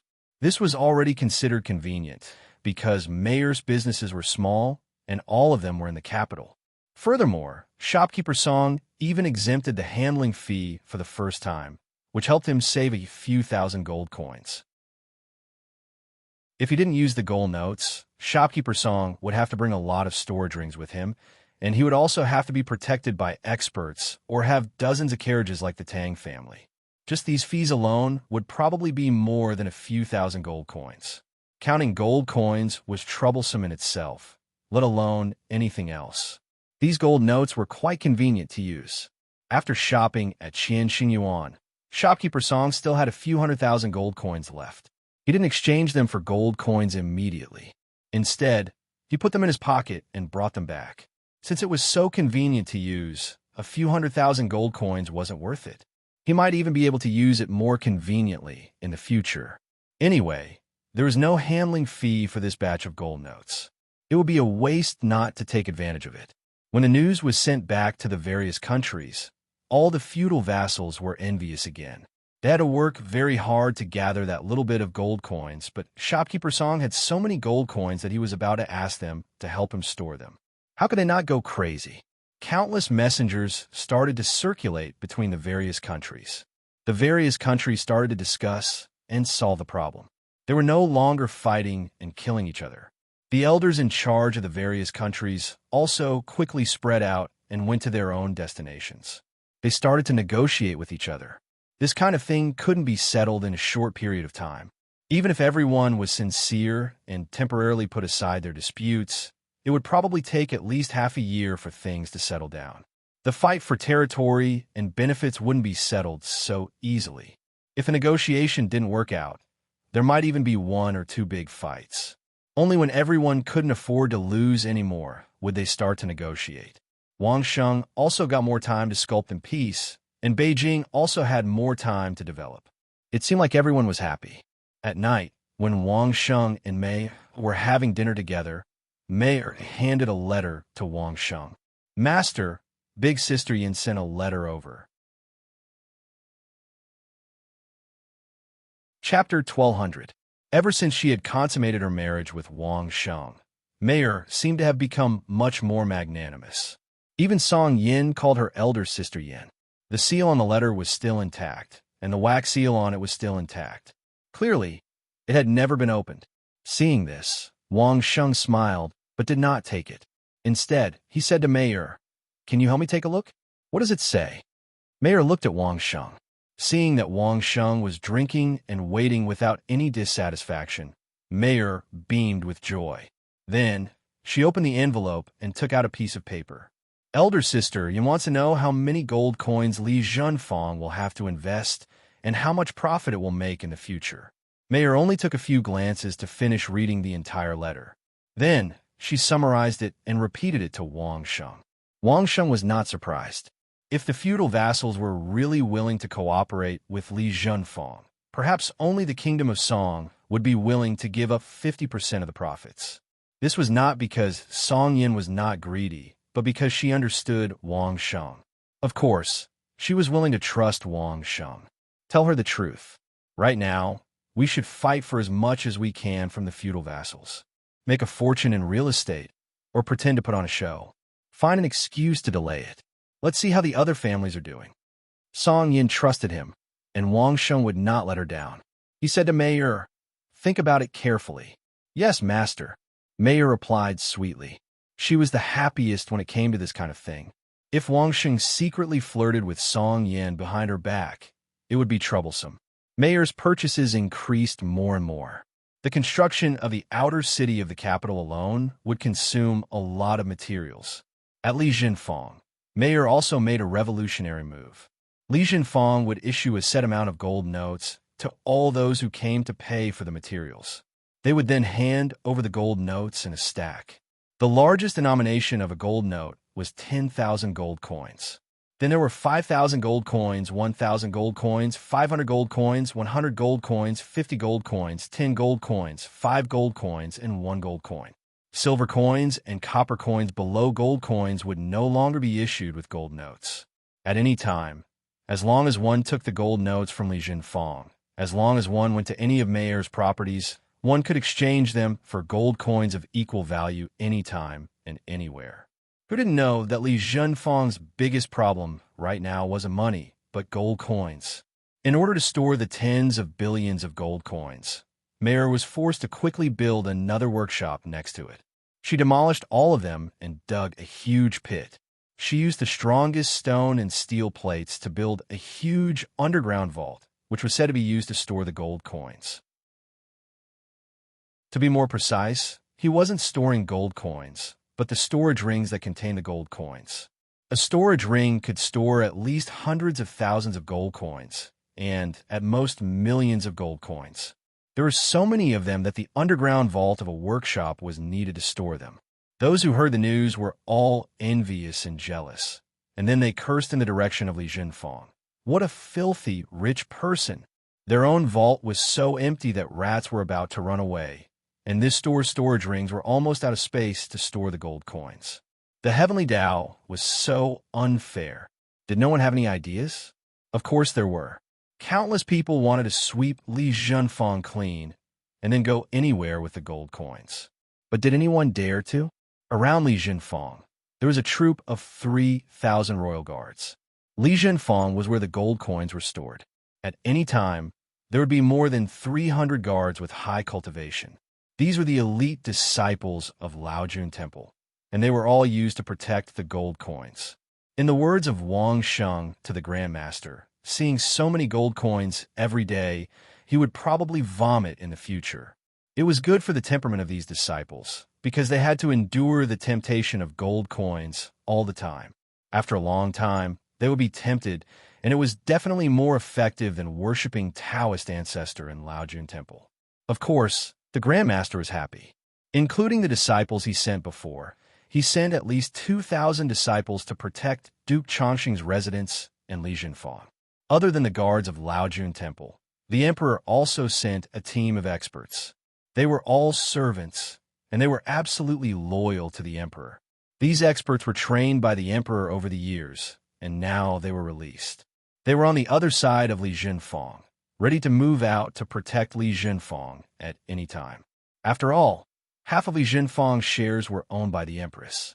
It was a matter of course for the royal family to send people to protect it, and no one could say anything against it. All these arrangements made people feel that Li Jinfeng was really impenetrable and extremely safe. The gold coins in Li Jinfeng were also extremely safe. Unless someone mobilized an army to attack the imperial city, Li Jinfeng was as stable as the imperial city.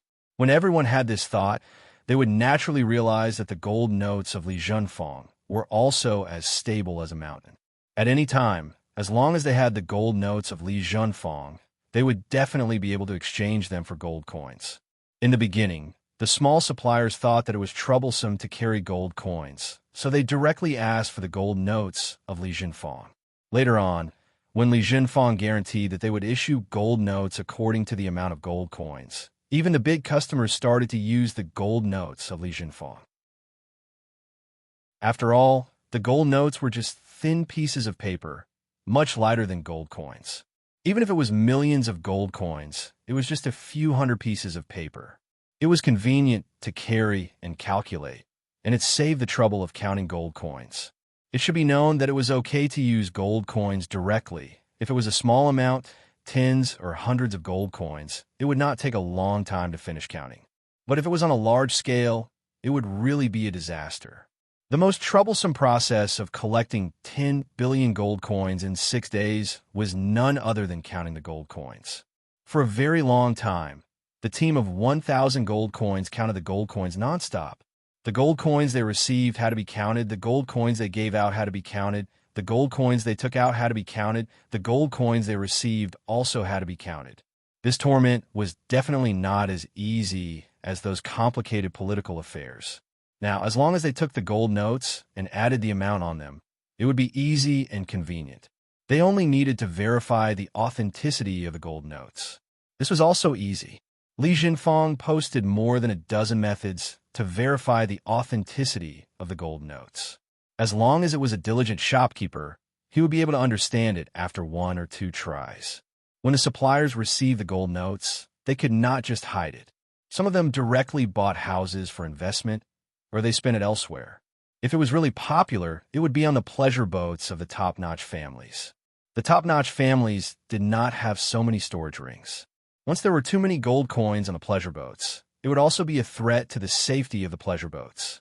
It could not be helped, it was too heavy. But the gold notes were simple. Almost as soon as they were introduced, they were warmly welcomed by the top-notch families. If the talented women really wanted to count gold coins in their hands, it would be too much of a wet blanket. But the gold notes were different. The action of connecting the gold notes could even enchant people. In just a few days, the pleasure boats on the moat of the inner city no longer accepted gold coins, only gold notes. Chapter 1201. Wang Sheng had always thought that the best way to promote new things was the upscale entertainment circle. From the sexy lingerie of the dream workshop to the sexy evening gowns, to the women's battle suits that could be passed on, everything was the same. Now, even the gold notes were no exception. It would definitely be very inelegant for a big shot to carry a few big boxes of gold coins with his servants, and they would not be favored by those talented ladies. If they used storage rings to carry the gold coins, a decent storage ring would cost tens of thousands of gold coins. They would definitely be reluctant to give away their storage rings. If they didn't, people would feel that they were stingy and disgraced. Gold notes were the best. They were light and could be carried around at any time. They could be taken out to attract people's attention. Not only did they not need to count the gold coins, they could also accurately calculate the amount. A large note could be drawn for 10,000 gold coins, and it was very stylish to count. Soon, it became the favorite of the capital's Qinhuai River. With the gold notes, it was impossible for the talented ladies on the pleasure boats to exchange them for heavy gold coins. Originally, a small dowry was enough to store their private money. So how could they exchange it for a large pile of heavy gold coins? It was also not easy to hide. Since the people on the pleasure boats began to use the gold notes, the pleasure boats would naturally use the gold notes to spend their money in the surroundings. Thus, the food, drink, and entertainment shops around the Qinhuai River, which was the original moat of the capital's inner city, became popular. The Qinhuai River had become a scenic spot in the capital. Countless people enjoyed themselves here, and naturally, they brought the spending habits here to further places. When people in the capital talked about the series of shops at the foot of the imperial city, from Qiansheng Yuan to Runzi Lane, to Dream Workshop to Lijun Lane, everyone would give them a thumbs up. Now, these shops had become the pride of the capital, just like the Royal Grand Theater, the Royal Academy of Arts, and the capital's Qinhuai River. Li Jinfeng was not short of gold coins at all. Therefore, the gold notes of Li Jinfeng were almost unimpeded in the capital. Whether it was a national chain store or a small street shop, as long as it was in the capital, the gold notes of Lijun Lane were used like gold coins. Many smart people realized that gold notes were much more convenient than gold coins, so much so that they wanted to exchange all the liquid funds in their shop for gold notes from Li Jinfeng. Because there were a lot of people asking for it, Mayor posted an explanation after half a month. In the future, Li Jinfeng's gold notes would not only be used for internal settlement. Li Jinfeng was also willing to exchange them for gold notes. However, gold notes could be exchanged for gold coins in full, but for gold coins to be exchanged for gold notes, there was a 1,000th handling fee. To be honest, the processing fee was extremely low. Not to mention anything else, just the cost of counting the gold coins was enough to save them. It was almost the same as confiscation. Not to mention the auspicious opening of the Li Zhen Fong's golden banknotes, which were exchanged within a month prior to the opening, were all free of charge. This time, the common people in the capital were still fine, but the merchants, especially those who only had small businesses in the capital, rushed to deposit their gold coins into Li Zhen Lane, exchanging them for gold notes from Li Zhen Lane, which were easier to carry and calculate. Although they lost 1,000th of their gold coins, how much could it be? Everyone who exchanged gold notes did not want others to know how many gold coins they had in their hands. Li Zhen Lane was also very considerate. These people who exchanged gold coins for gold notes were all in small, enclosed compartments, so outsiders did not know the exact amount of gold they exchanged. Li Zhen Lane did not announce the exact number of people who exchanged gold coins, so it was impossible for people to estimate the price and quantity of mansions like they did in real estate. Recently, Mayer's charm was getting stronger and stronger. Even the old Taoist would sometimes give her a sidelong glance. Only Wang Sheng was able to treat Mayer with a normal heart. In the words of the old Taoist, Mayer came into contact with hundreds of millions of gold coins every day. In this world, was there anything more attractive than beautiful women and gold coins? And because of this, Mayer's cultivation had improved by leaps and bounds. If not for Wang Sheng and the old Taoist urging Mayer to stay in the 8th realm for a while longer, Mayer might have found a chance to break through to the legendary realm. Old Master, can you guess how many? Everyone stopped talking about cultivation. After a busy period, Mayer and Rosa came over to accompany Wang Sheng and the old Taoist for a meal and talked about the recent trend of exchanging gold notes. Then Rosa giggled and asked Wang Sheng to guess. Old Taoist, can you guess how many gold notes have been exchanged this month? Wang Sheng and the old Taoist life have been extremely boring recently, so they felt that it was quite interesting to have such a little game to relieve their boredom. I guess at least 500 million gold coins.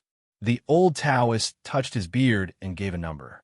Recently, a group of people in the capital had made a lot of money. Thinking about the tens of billions of cash flow, this number was not exaggerated at all. What about Old Master? Old Master, how much do you guess? Rosa's face was full of smiles as she said to Wang Sheng. If you ask me, Wang Sheng pondered for a moment, then looked at Mayer and Rosa's smiling faces, and said with a smile, then I'll guess 10 times more than the old Taoist. How is that possible? The old Taoist had a look of disbelief. Even if those small families are willing, where would they get 5 billion gold coins? Who would be willing to leave 5 billion gold coins with you for nothing? After saying that, the old Taoist turned to Mayer and asked, Girl, how much do you have? About 7 billion in a month. Mayer replied with a sly look, and Rosa, who was beside her, also had a proud look on her face. The old Taoist's face immediately fell.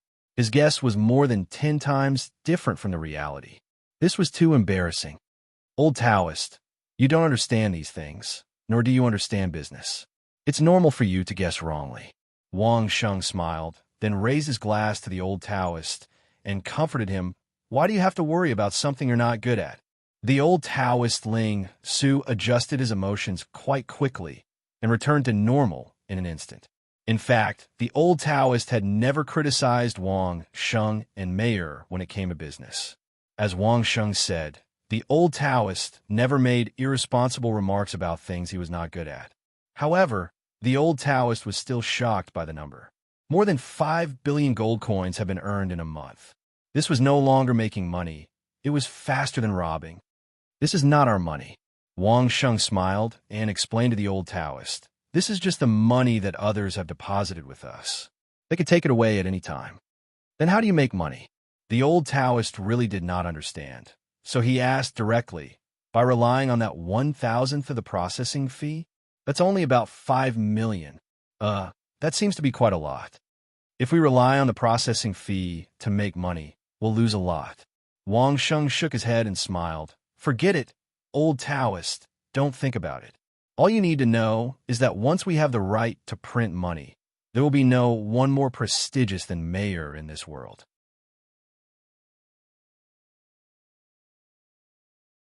Chapter 1202. Not only did the old Taoist not understand, Even Rosa was confused. Although Rosa had followed Mayer to build Li Jun Lane from scratch, she did not understand how terrifying the power to print money was. Only Mayer knew a little about it. She vaguely knew that this was the biggest guarantee that Wang Sheng had left for her. When all the vassal states started using gold notes, the economy of all the vassal states would be under Mayer's invisible control. As long as Mayer was willing, she could be biased towards a certain vassal state and issue more gold notes. The price of goods there would soar and inflation would occur. Even when it came to the point of mutual destruction, Li Jinlane only had to announce that the gold notes of a certain state were not to be exchanged, and the economy of that vassal state would instantly collapse. However, the premise was that Mayer could promote the gold notes to the various states. For this, Mayer was even willing to give them the image of the king of each state in order to customize the gold notes of each state. In the past, they had wanted to use the image of a certain founding father on the gold notes. However, because of the endless quarrels between the various states, each state wanted to use the image of their ancestor, and so the matter was left unsettled. Now that Mayer had given them this opportunity, would they not swallow the bait? If word got out that the state of Dai had its own gold notes and the state of Shur didn't, wouldn't the state of Shur lose face? By the way, Mayer discussed with Song Yan, should we first customize a batch of gold notes for the state of Song? Wang Sheng smiled and opened the conversation with Song Yan, whom he was most familiar with. Use Song honed his image and give him a chance to make a name for himself. Let's see if he's willing. Mayer rolled her eyes and asked Wang Sheng, what if the state of Song doesn't have any gold notes? You won't give her a loan? Wang Sheng smiled and scolded. What else can Li Junlane do? First, give her a short-term loan of a few $100 million. The interest won't be too high. Let's promote the gold notes first. If I torment the Song Nation, will Old Master be unhappy? Mayer seemed to want to get to the bottom of things, especially things related to Song Yan. She kept pestering Wang Sheng. The old Taoist did not say a word. Even though he knew that Wang Sheng and Song Yan had an illicit relationship, and that the old Taoist had been guarding them during their tryst, the old Taoist would not say a word in front of Mayer. I won't. Wang Sheng smiled and shook his head. But I don't recommend doing that. At least not before everyone uses the gold notes. Mayer was satisfied. She smiled and began to put food in Wang Sheng's bowl. In fact, there was one thing that Wang Sheng did not say. This was the foundation for Mayer's future. He thought that Mayer would understand it in the future. There was no need to say it now. By the way, Master Taoist, haven't you finished carving the concentric balls? Mayer was satisfied. Rosa finally remembered what Wang Sheng and old Taoist Ling Su had been busy with recently. She asked Wang Sheng. Wang Sheng, Rosa, and the old Taoist looked at each other and laughed. Soon, Wang Sheng answered readily. It's the first time the old Taoist is doing it. He's doing it well. He'll be done soon. Mine will be done soon. I'll give you a surprise. The old Taoist also nodded, which made Mayer and Rosa look forward to it. They had seen the concentric balls before. It was nothing more than a different color and material. What surprise could there be? At this time, the old Taoist and Wang Sheng were on the same side. Neither of them revealed anything. The two women would not rush into the workshop to take a look. They could only wait with resentment and expectation. The construction in the capital did not stop. After the boutique mansions by the waterside were sold, the construction of 5 big theaters followed. The land had been divided. Because the new theaters needed more seats, they needed an updated design from Wang Sheng. During the waiting period, a series of surrounding areas had been planned. Then, a batch of relatively ordinary 3-level mansions for ordinary cultivators was pushed out. They were built for ordinary cultivators. In addition to the necessary living facilities, there was a small training courtyard and a quiet room. They were all places suitable for cultivation. Qian Xingyuan had specially produced a batch of mass-produced formation stones. All of them were used to gather spirit qi and calm the mind. They were the most suitable for setting up in a training courtyard of this size. This batch of small cultivation courtyards was snatched up as soon as they were launched. It should not be forgotten that during this period of time, the most profitable individuals were not only the children of the major clans, but also a group of assassins from Carefree City and Godly Might Prison. As assassins, they were the most insecure group of people. Therefore, the inner city of Carefree City was their best choice. In Carefree City, they did not have to worry at all. Now, there was another better choice. The capital. What kind of people lived around Carefree City? To be honest, they were all madmen who were being hunted. However, the capital was different. Life in the capital was much better than in Carefree City. To put it bluntly, for these stressed assassins, the enjoyment of relieving stress in the capital was much better than in Carefree City. Of course, in addition to the assassins, more children of the major clans began to think about buying property in the capital after hearing about this. The big shots had the thought of thinking for their descendants, but who said that the small shots did not? Therefore, within a month, this batch of residences dedicated to cultivators was once again sold out. Those who were slow could not get it. Whether it was the royal family or the major feudal lords, they were no longer surprised that Li Junfeng was making money in the capital. When something became a habit and happened every few days, it would be abnormal if people did not get used to it. Of course, the more it was like this, the more determined all parties were to pick up money in their own capitals. The progress of the negotiations between the various countries was also getting faster and faster. Unfortunately, sometimes the will of a few people could not be changed. How could it be so easy to reconcile the interests of so many countries? There's a lot of noise. Master, these are the gold notes for Sister Yin and the others. What do you think? In Duke Chongqing's residence, it was still time to eat. Mei handed a stack of gold notes of different denominations to Wang Sheng for him to examine. There were all kinds of denominations. Just like the gold notes of Li Junfeng, different colors represented different denominations. The only thing that was different was the portrait and the words on it. The gold notes of the Song Kingdom and the portrait of the Duke of Song, Song Honda, were carefully drawn by an expert. They looked very dignified on the gold notes. Not bad. Wang Sheng was very satisfied. It was not much different from what he had imagined. He asked casually, "How much did Song Yin borrow?" Sister Yin did not take a loan. She sent a batch of specialties from the Song Kingdom and even used the payment for the subsequent batch of materials as collateral. She ordered 500 million gold coins first. Mayor replied with a smile. Chapter 1203. Wang Sheng immediately understood what Song Yin was thinking. She definitely didn't want to embarrass herself in front of Mayor, so she would rather use the money as collateral than ask for a loan from Mayor. To put it bluntly, wasn't a loan the same as borrowing money? If Song Yin borrowed money from Mayor, wouldn't she have to lower her head in front of Mayor? How could Song Yin accept this? Although she couldn't be with Wang Sheng in public, she couldn't lose to Mayor in this matter either. Let her be. Wang Sheng smiled and returned the note to Mayor. He asked casually, "When do you plan to release it? In the capital or in the Kingdom of Song?" "In the Kingdom of Song, of course," Mayor answered without hesitation. "Of course, it can also be used in the capital. If all the countries start to use gold notes, I'm afraid, Mayor, you'll have to take care of another matter quickly." Wang Sheng didn't forget to remind Mayor of something important. "What matter?" Mayor asked in confusion. "The Pavilion of Delicacy has always been in charge of making gold coins."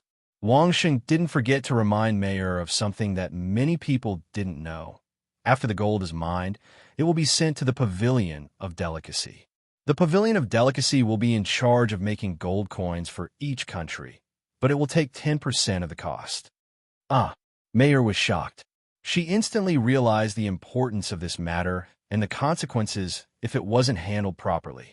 If the countries got used to using gold notes, they would definitely not be willing to be charged 10% of the cost by the Pavilion of Delicacy. They could directly send the gold to Li Junfeng and then exchange it for gold notes with a 1% processing fee. Wouldn't it be easier? Why would they lose 10% of the value? However, for the Pavilion of Delicacy, this was definitely cutting off their source of wealth. Cutting off one source of wealth was like killing one's parents. It wasn't a small matter. One had to know that this was equivalent to cutting off 1/10 of the wealth of the world in the future. It wouldn't be strange if the Pavilion of Delicacy were to fight Li Zhenfang to the death for this. Right now, there was no problem because Li Zhenfang only accepted gold coins. The right to make coins was still in the hands of the Pavilion of Delicacy. However, if the various countries were to implement gold notes, they would face this problem sooner or later. A tenth of the value of a new gold coin was a huge fortune no matter which vassal state it was. If they could save it, who would be willing to let the Pavilion of Delicacy take advantage of them again? Wouldn't it be in the best interest of all the countries if he could obtain the wealth and cause more conflicts between the Lizhen Lane and the Pavilion of Delicacy? Then I will promise the Pavilion of Linglong that the Lizhen Lane will not accept any gold other than gold coins. Mayor immediately thought of a solution to the problem. After that, we can slowly negotiate. After all, gold coins were the real currency now, right? Master. Yes. Wang Sheng nodded. Gold notes were essentially a note that represented the value of gold coins. They weren't real gold coins. They only represented the value of gold coins. Mayor didn't become arrogant just because she had gold notes. This was good. The Song Kingdom suddenly had Duke Song's portrait as its logo and clearly showed that it was the exclusive gold notes of the Song Kingdom. The other countries couldn't sit still anymore. They all rushed to Li Zhenfang to ask about the details. Mayor immediately gave a solution. Either each country would deposit gold coins and issue gold notes, or each country would borrow a sum of money from Li Zhenfang. Of course, there would be interest, or like the Song Kingdom, they could use the purchase of materials and special products as collateral. Li Zhenfang made it clear that because they had agreements with the various countries, they would only do pawning, lending, and issuing gold notes. They didn't involve the purchase and sale of specific commodities. The real estate business in the capital was the previous business. Therefore, after the capital business was completed, they no longer participated in the development of real estate. They only did financial business.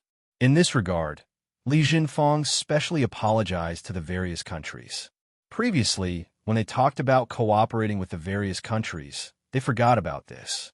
Now, Li Zhenfang planned to keep their promise and not interfere with the development of the various countries' capitals. At this time, the representatives of the various countries remembered that they had such an agreement before. Previously, when Li Zhenfang said that they wanted to buy shares, it must have been because they had received too much money. They couldn't help but want to expand their business. Now that they remembered it, they apologized to everyone. However, from Li Zhenfang's apology, it was obvious that he was saying that the grapes were sour because he couldn't eat them. Because Li Zhenfang wanted all parties to develop it carefully. They didn't want to rush in and pay attention to the risks and so on. Why didn't Li Zhenfang say that they should develop it carefully when they were in the capital? Why didn't they say that they should pay attention to the risks? Why did they remind us when it came to us? They were all smart people. How could they not understand the meaning of this? When this wave of apology reached the upper echelons of the various vassal states, the various countries' intention to develop their own capitals was completely ignited.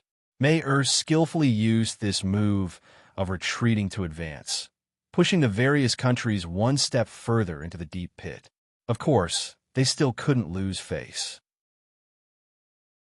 No matter how big or small the various vassal states were, they all wanted to be like the Song nation and issue their own gold notes. Therefore, Mei made a small fortune again. 2 vassal states saved some gold coins and ordered their own gold notes. As for the others, some used the money as collateral and some took loans. More or less, they found their own gold notes.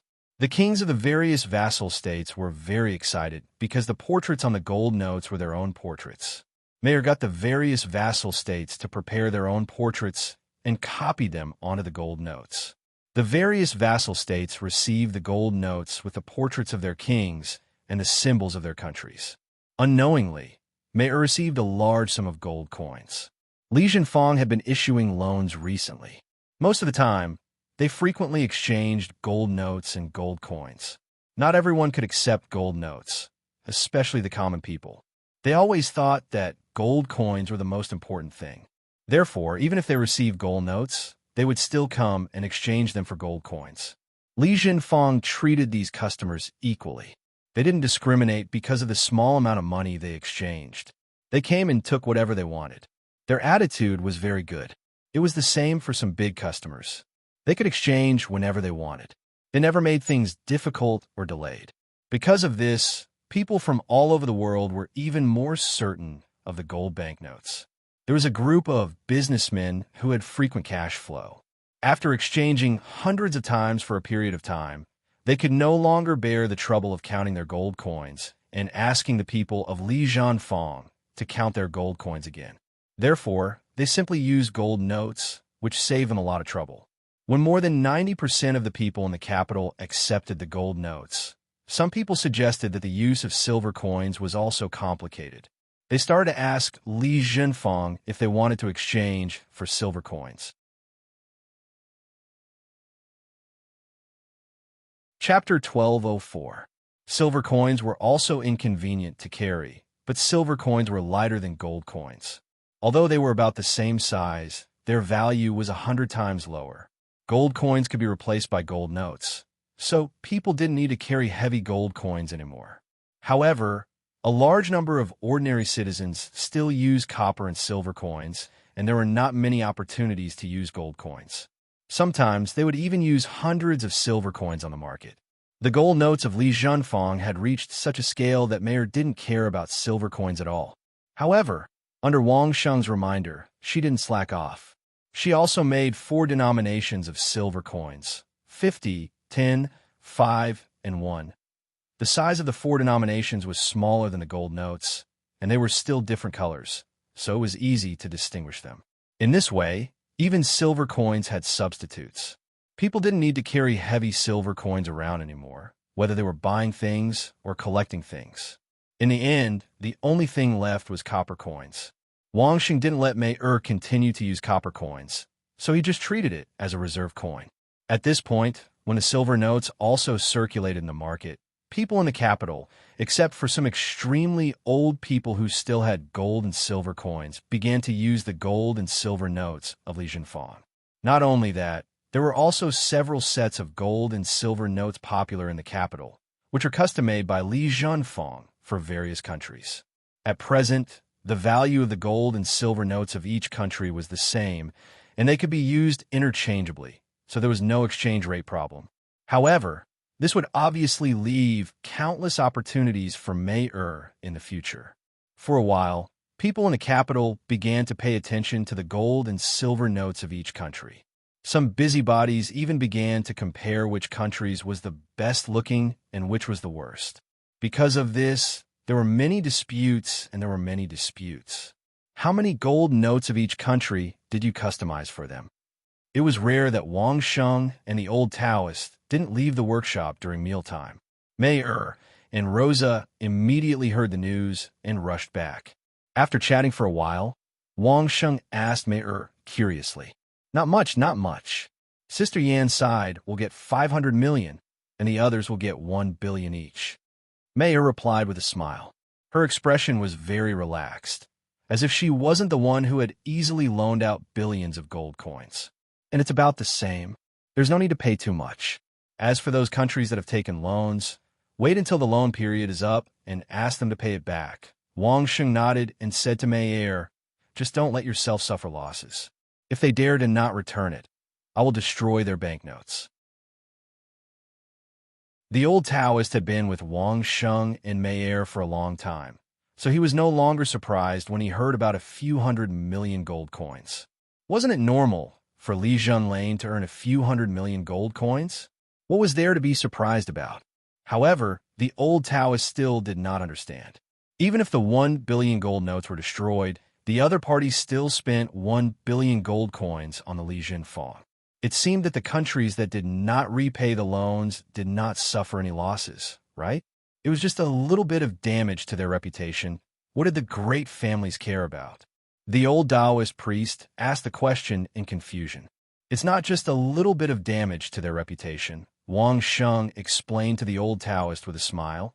This directly means that the country's credit has gone bankrupt. Who would dare to do business with them in the future? In addition, the destroyed banknotes could not be exchanged. How many people who received those banknotes would target them? The old Taoist nodded. If it was just Li Zhenlane, perhaps these people could just go back on their word.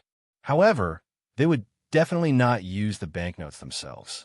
They would definitely spend them, and the people who received the banknotes would naturally stand on Li Zhenlane's side. There might even be merchants from other countries among them. Even the major vassal states would not dare to offend so many powers at once. Old Master, Taoist Grandpa, why are you out so early today? Rosa seemed to have thought of something and asked Wang Sheng and the old Taoist with some anticipation. Take a guess.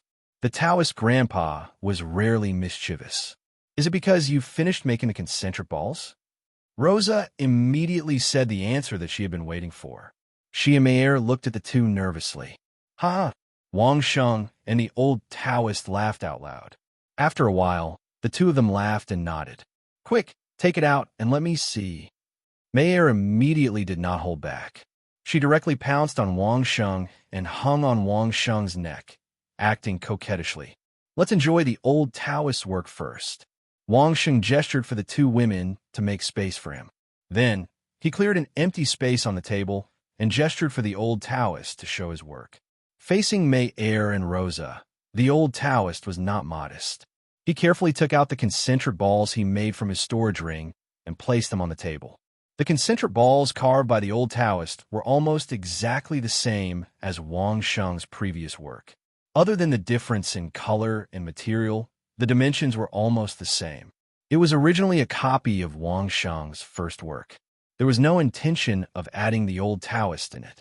Even if there was, it would only be in future works. It was 15 centimeters in diameter and had 50 layers. It also had an array and could rotate.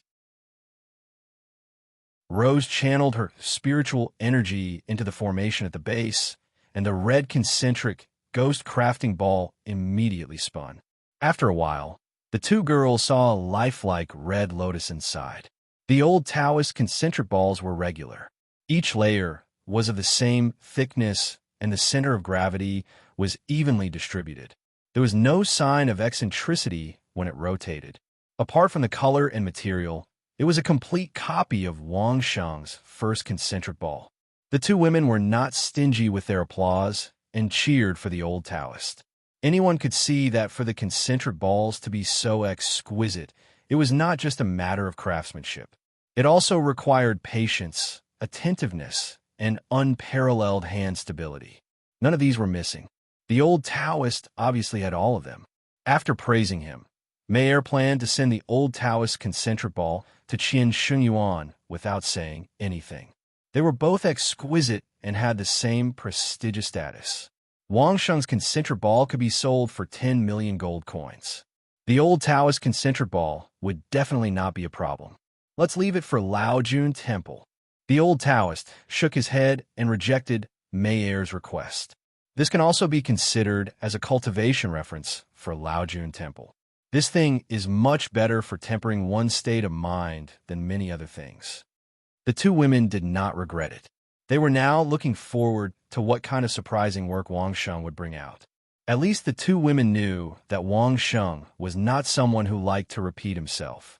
Therefore, the two concentric balls that he took out this time would definitely be full of surprises. Wang Sheng did not let the two women wait for long. After the old Taoist kept the concentric ball, Wang Sheng carefully took out two concentric balls from each side. He placed them in front of the two women and waited for them to appreciate them. At first glance, the two women's eyes were filled with surprise. Chapter 1205. One was dark red, and the other was pink. Two concentric balls of the same size were placed in front of the two women. The one in front of Meyer was pink, while the one in front of Rosa was dark red. The concentric balls were the same size as the first one, with a diameter of 15 centimeters. However, the craftsmanship had been greatly improved. Each of the two concentric balls had more than 70 layers. Wang Sheng had planned to tell them the specific number, but the two women shouted at Wang Sheng in unison, "Don't tell us. We have to count them ourselves." Wang Sheng rubbed his nose and looked at the old Taoist priest. He really didn't understand how big of a difference there was between them counting by themselves and him telling them. The two women, however, did not care about this. Each of them held a thin needle in their hands and moved the balls bit by bit.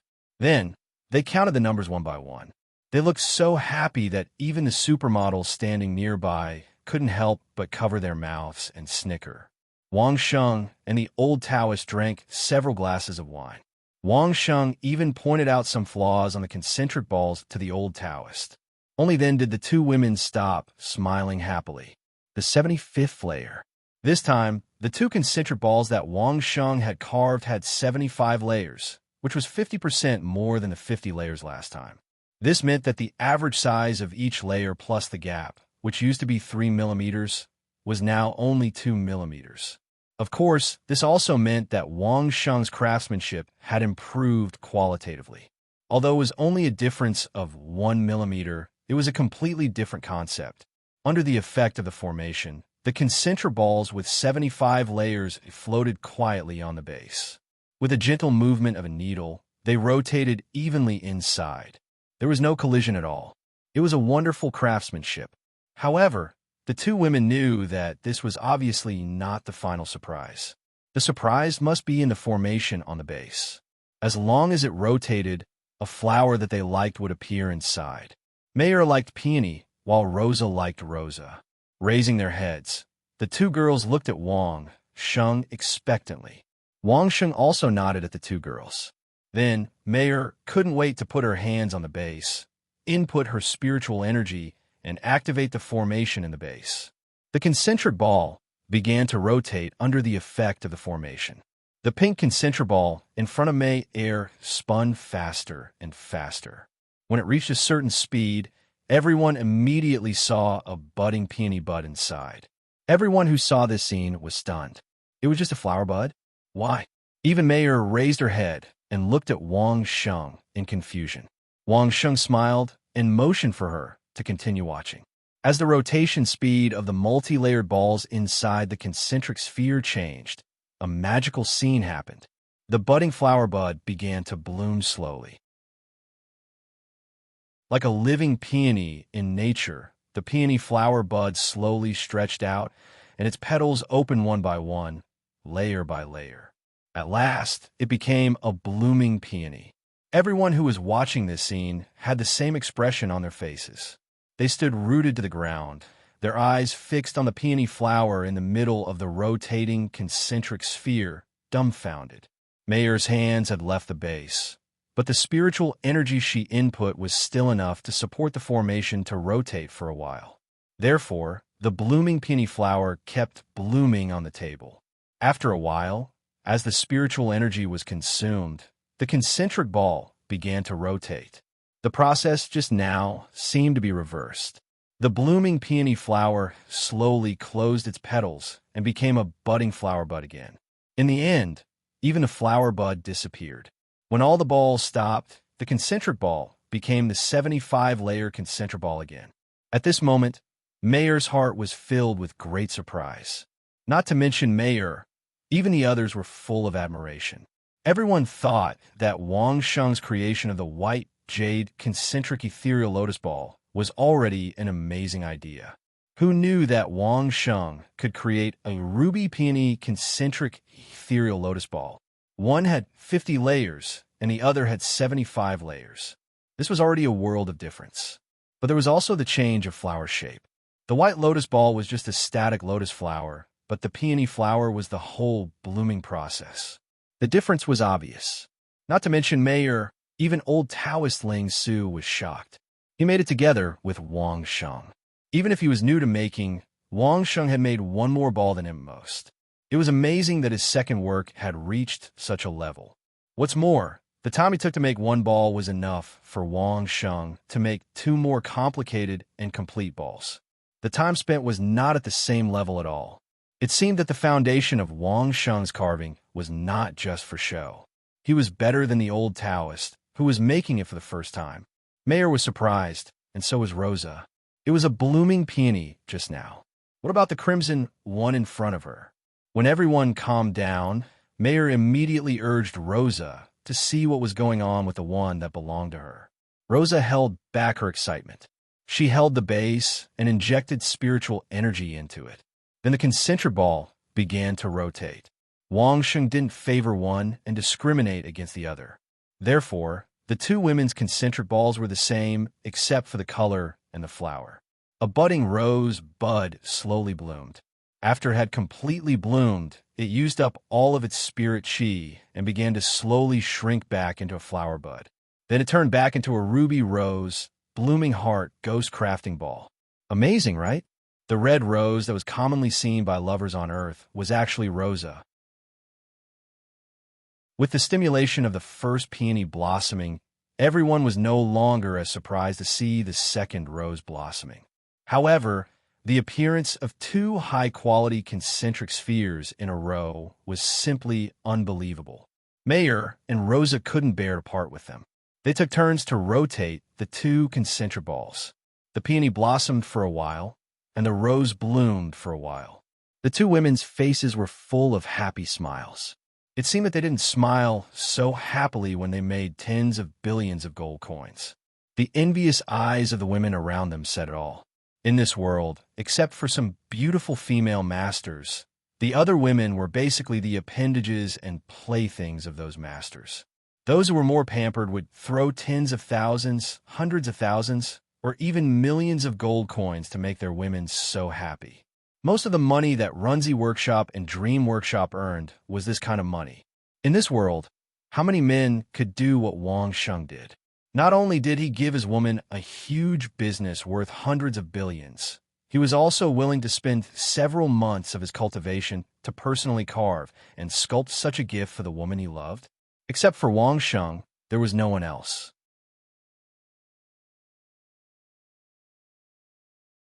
Chapter 1206. Although Wang Sheng did not brag too much about it, the fame of the ruby peony blooming sphere and the ruby rose blooming sphere spread out at the fastest speed possible. Having received such a unique gift, neither Mayer nor Rose had the hobby of hiding their appreciation. They could not wait to let the whole world know of their happiness. First, the ladies in Grandview Garden, then some distinguished guests in Dream Workshop. Within half a month, almost the whole world knew about it, especially the Empress. After knowing that Mayer and Rosa had received the gifts, she insisted on coming over to have a closer look.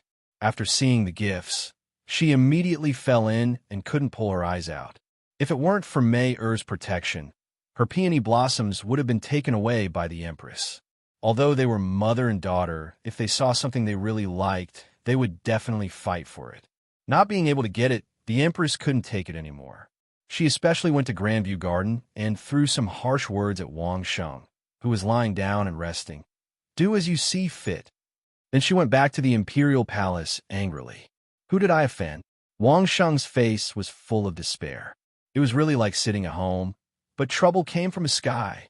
It wasn't a good thing to be remembered by the Empress for no reason. However, before the Empress could deal with it, Mayer and Rosa came back angrily.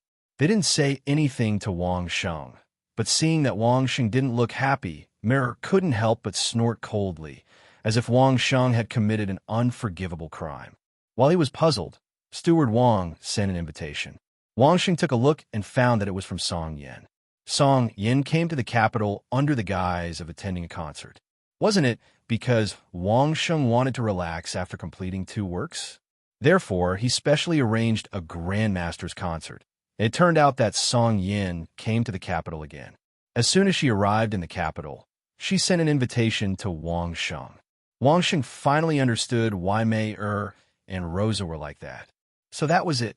In the letter, they were as intimate as best friends. But as soon as Song Yin came to the capital, they became like this. He didn't understand. But since Song Yin was here, Wang Sheng definitely had to go and sit down. He wanted to comfort Mayer and Rosa, but Mayer didn't want to see Wang Sheng at all.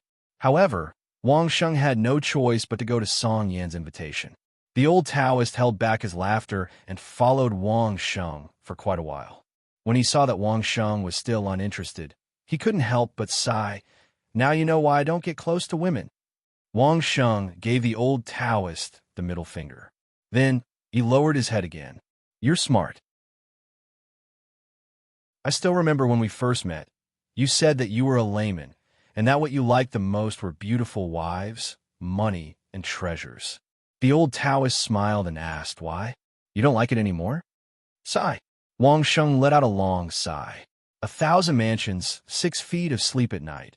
A rich family, 3 meals a day. That's easy to explain, but why are women so strange? The old Taoist spat at Wang Sheng.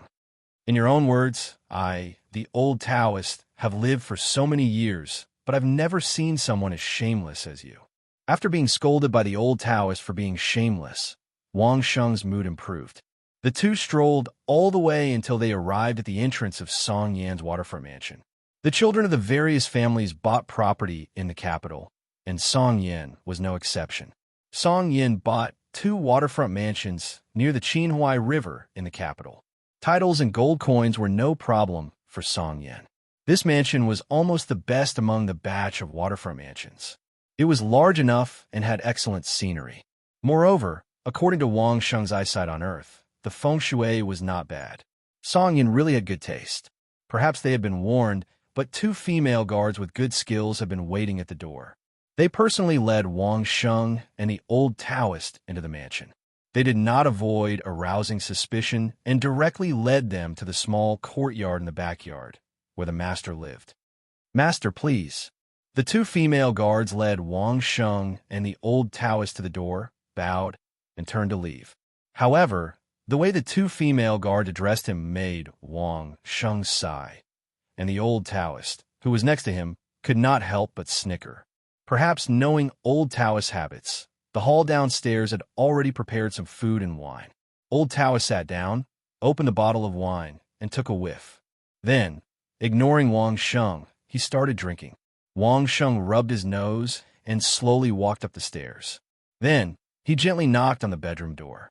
The door opened, and an arm stretched out, pulling Wang Sheng in. Then, Wang Sheng's body was lifted into the air, and he was directly thrown onto the bed inside. Then, a delicate body fiercely pounced on Wang Sheng. It had always been like this when he was with Song Yan. Song Yan was always the one taking the initiative, as if she was used to being in control of everything, even when it came to matters like this. After a hearty struggle, Song Yan sat on Wang Sheng's body, dripping with sweat. She slowly lowered her body and crawled into Wang Sheng's arms. "Is my dress beautiful today?" Song Yan finally asked Wang Sheng. Even when she was having sex with Wang Sheng, Song Yan still wore this dress and did not take off. Actually, Wang Sheng had already noticed that Song Yan was wearing an exquisitely made cheongsam the moment he came in. Moreover, Wang Sheng remembered that when he bowed to heaven and earth with Mei-Er and Rosa, Mei-Er had worn this cheongsam. She had said that she had bowed in place of Song Yan. "Beautiful. It's very beautiful." Wang Sheng praised with a look of pity. Song Yan's body was very well proportioned, and this cheongsam perfectly accentuated Song Yan's figure. When Mei-Er wore it, it didn't fit her well. But on Song Yan, it was just right, no more, no less. As he spoke, Wang Sheng reached out and unbuttoned the cloth of Song Yan's cheongsam. Wearing it like this would definitely not be very comfortable. Just like that, Song Yan obediently allowed Wang Sheng to take off the qipao she was wearing and cooperated with him. It did not take long before Song Yan turned into a naked little lamb lying in Wang Sheng's arms.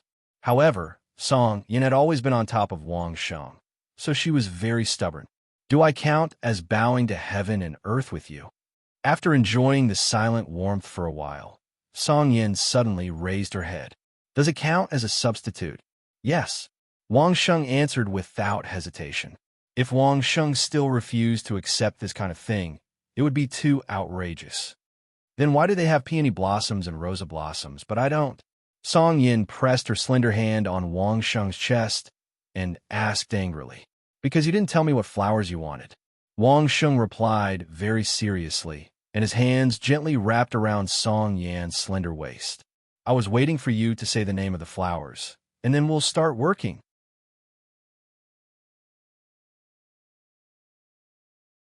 Chapter 12:07.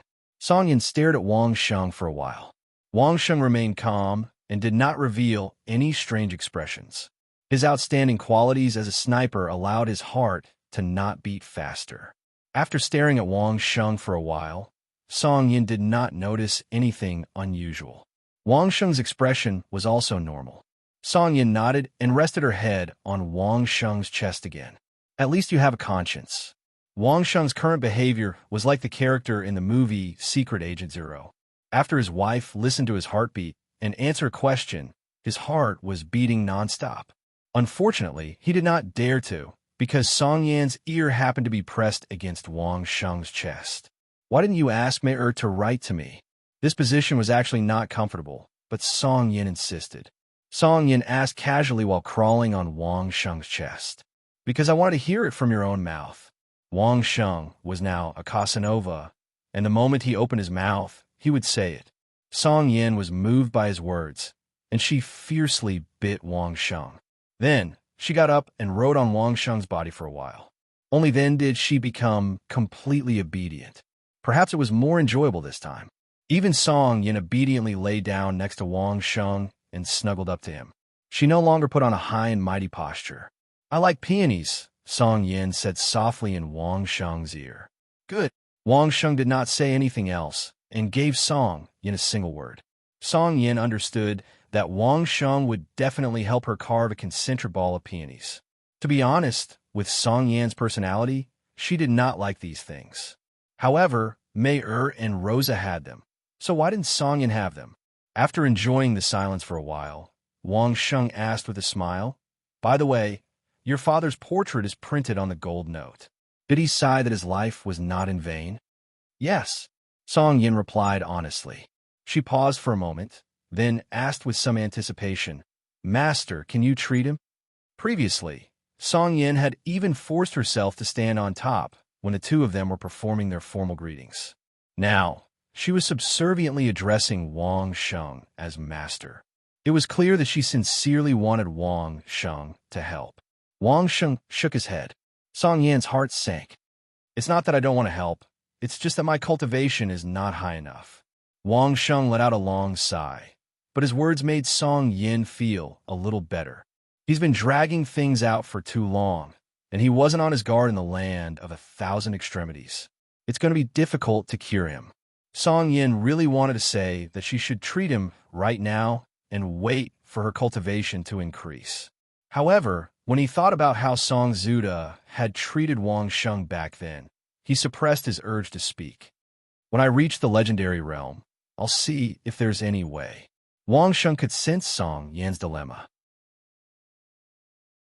In the end, his heart softened, and he made a promise that wasn't really a promise. Thank you, Master. Song Yin was instantly overjoyed. She hugged Wang Sheng's arm and thanked him in surprise. Wang Sheng let out a long sigh in his heart.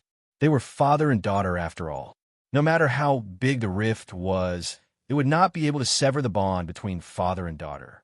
However, whether Song Honda would have the chance to do so depended on fate.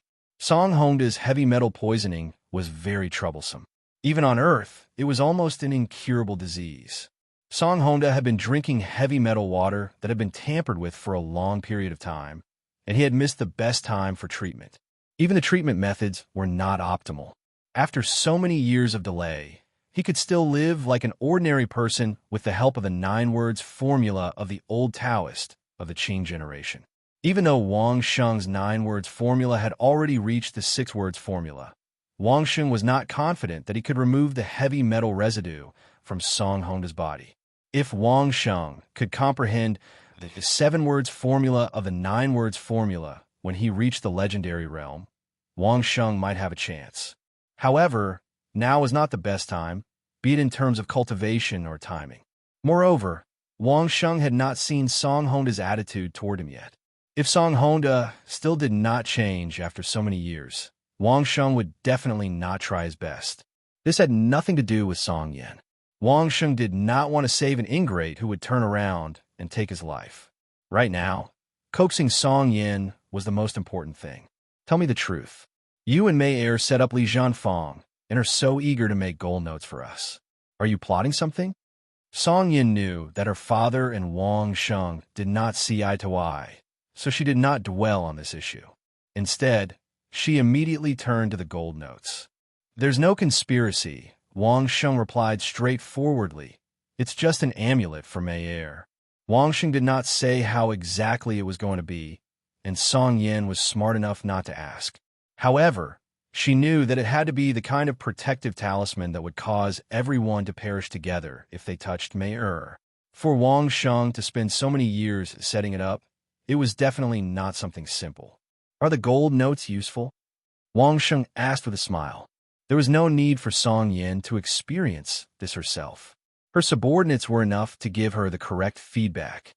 Ever since they had gotten the gold notes, almost everyone had praised them. Not a single person said that they were not useful. Worrying was one thing, but whether it was useful or not was another matter. Just the saving of space and effort had saved them a lot of trouble. This was especially true for a vassal state like the Song Kingdom. If they had to count the number of gold coins every day, the hundreds of people in charge of the treasury would die from exhaustion. However, ever since they had the gold notes, the officials in charge of the treasury had it extremely easy. Counting the gold notes every day and counting the number of gold coins was not the same thing. In just 1 or 2 months, the officials of the Song Kingdom had already gotten used to using the gold notes. Although there were still gold coins and a certain amount of gold in the treasury, the currency in circulation was basically gold notes. Even the salaries of the officials and their families had begun to be paid with gold notes. This was not just the case for the Song Kingdom. All the vassal states were like this, especially after Li Zhenfang was willing to customize gold notes for their respective states. They were even more tempted. Is there really no danger here? Song Yin was still a little worried. With Wang Sheng by her side, she could not help but ask again. "As long as you don't touch Mayer, there won't be any danger," Wang Sheng assured Song Yin once again. Song Yin was a smart person. Wang Sheng only said that Mayer would not be touched, but he did not say that she would not be touched. Thinking of Wang Sheng's personality and the possible conflict between the two of them in the future, Song Yin felt indescribably uncomfortable. "How long will you be staying in the capital this time?" Wang Sheng asked about Song Yin's schedule. "About half a month." Song Yin had nothing to hide from Wang Sheng. She replied directly, "Why? Do you have any plans?"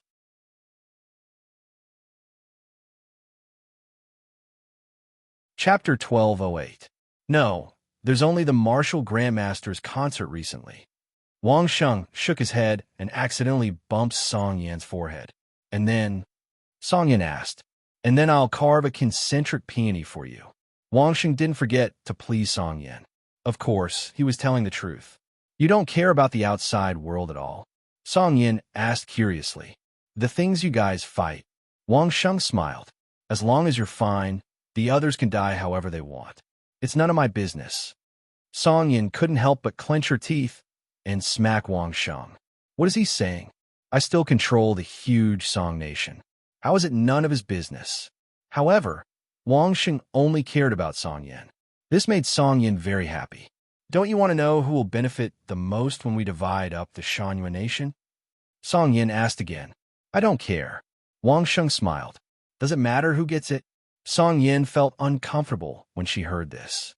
She felt that Wang Sheng didn't care about her at all. She couldn't help but smack Wang Sheng again. "Then, don't you want to know what Zhu Xingxing's son has been doing recently?"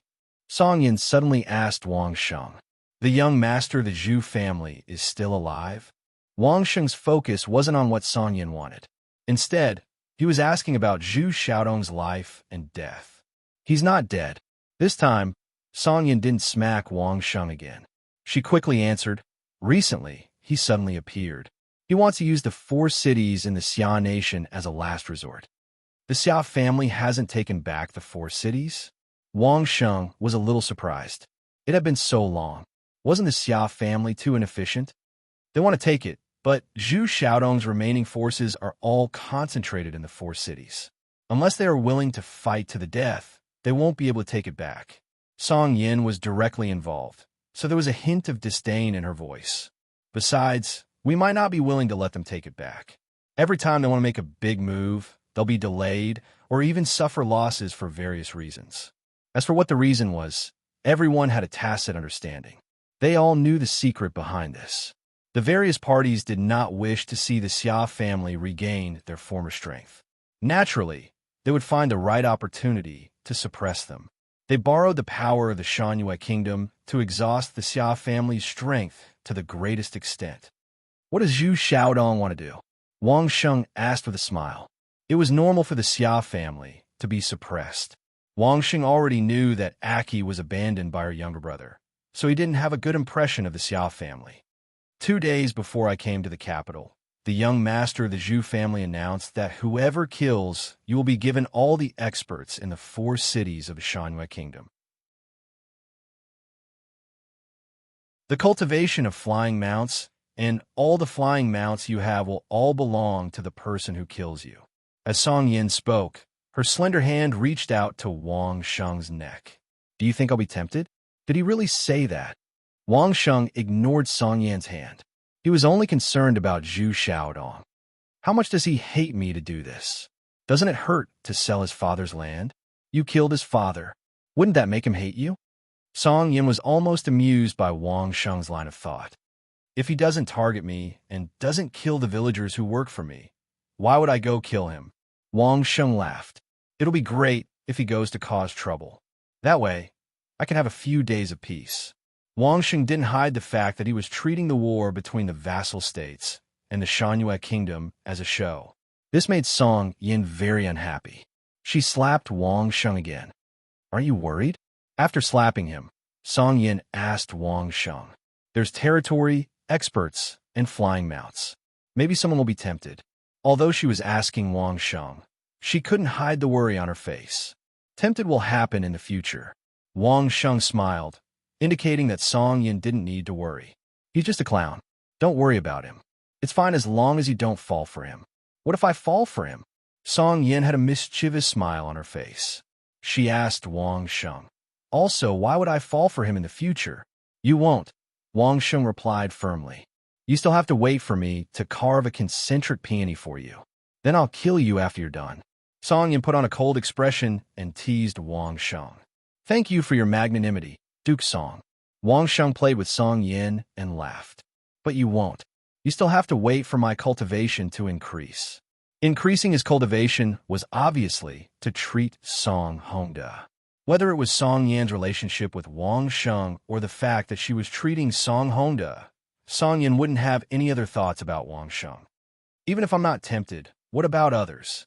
Song Yin was still a little worried. The other vassal states probably want to kill you and take the last of the Shangyue kingdom's assets, right? I'm not afraid. Wang Sheng gently tightened his grip on Song Yan's arm. When everyone is tempted, I'll auction off the complete map of the core of the grounds of Thousand Despair. The complete map of the core of the grounds of Thousand Despair. Song Yin was shocked. She quickly straightened her body, completely ignoring the fact that her beautiful upper body was already naked in front of Wang Sheng. She anxiously asked, how complete is it? More complete than you can imagine. Wang Sheng smiled. The perfect scale, the distribution of all the formations, the areas where the various superdemonic beasts are, the temporary lodgings I built, the Shur and Gon clans' excavation sites, and so on.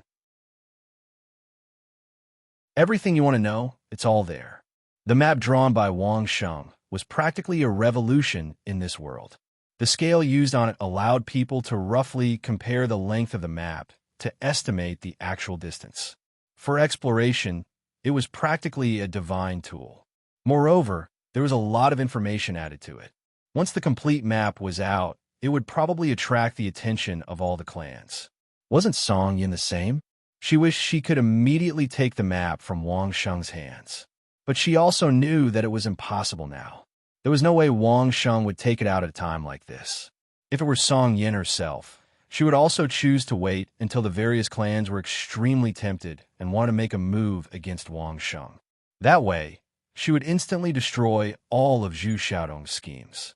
Was a few experts and a flying mount more important, or the secret of the core of the grounds of Thousand Despair? For the various vassals, did they even need to use their brains to choose? Master, did you draw this map long ago? Song Yan's reaction was extremely fast. She suddenly realized that something was wrong. You haven't been in the grounds of Thousand Despair for a long time. Why didn't you take it out earlier? After saying this, Song Yin suddenly thought of a possibility. Did some of the vassals buy the initiative?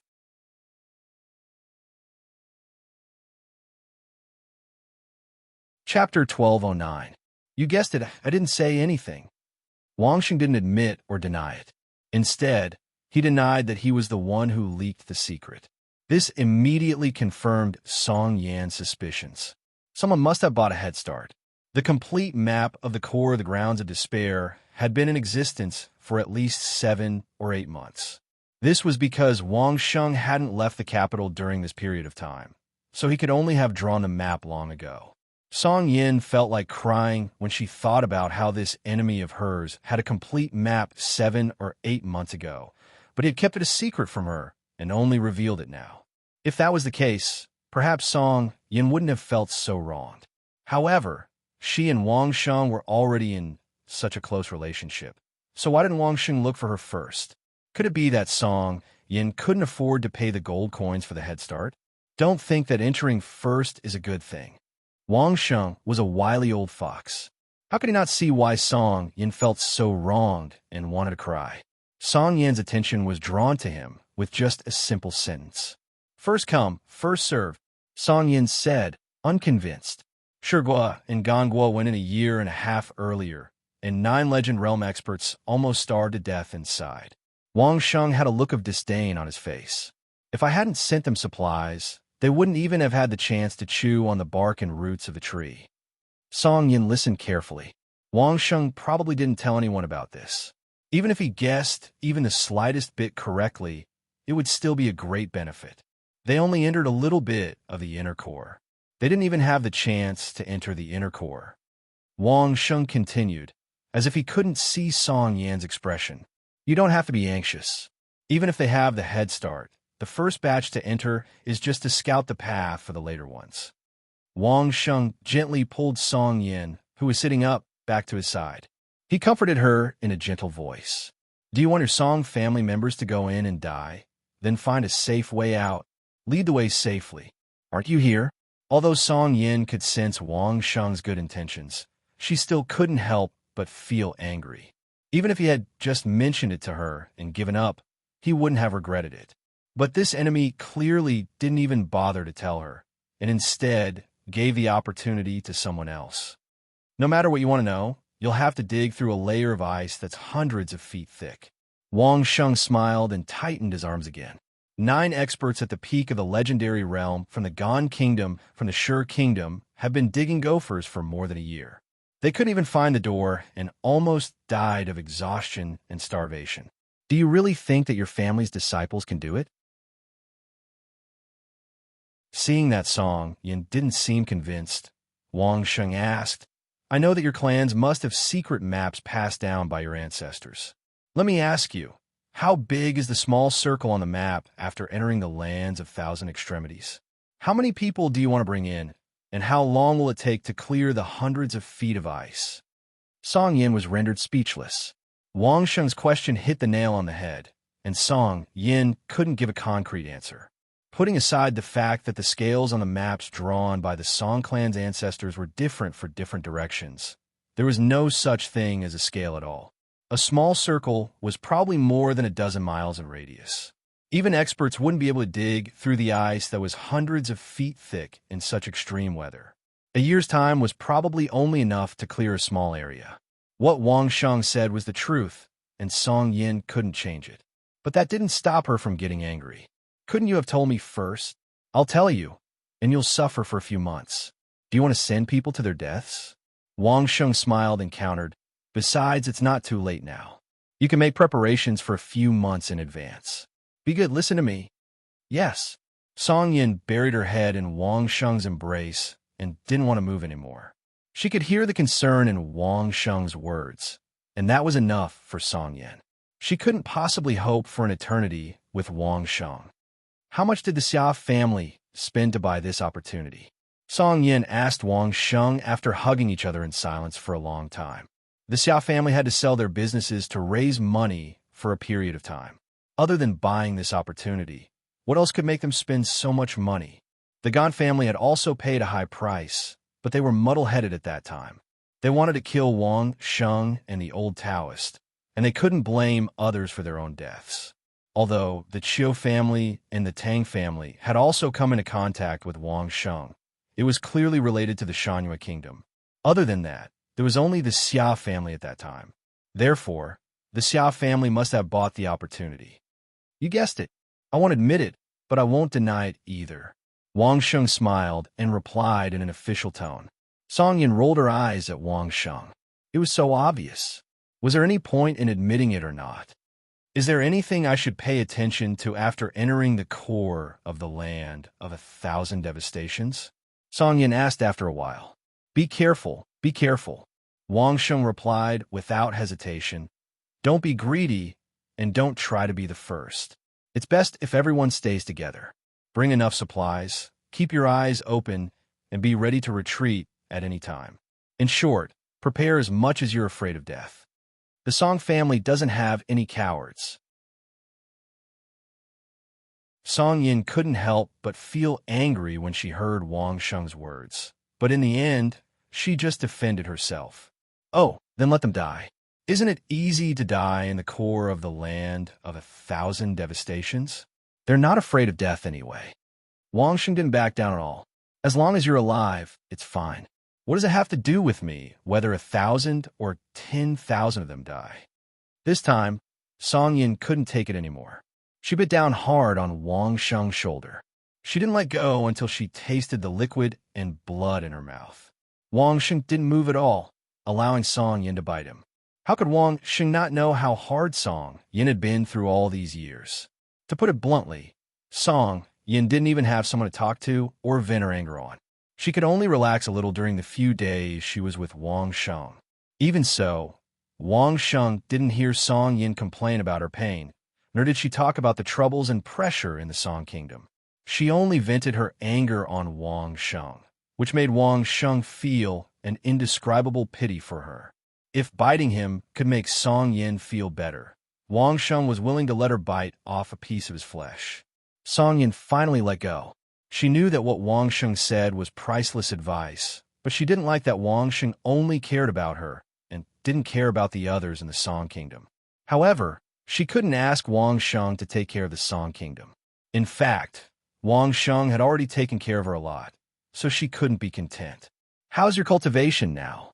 Wang Sheng waited for Song Yin to let go before asking. If you're still in the 8th stage, don't be in a hurry to advance to the legendary realm.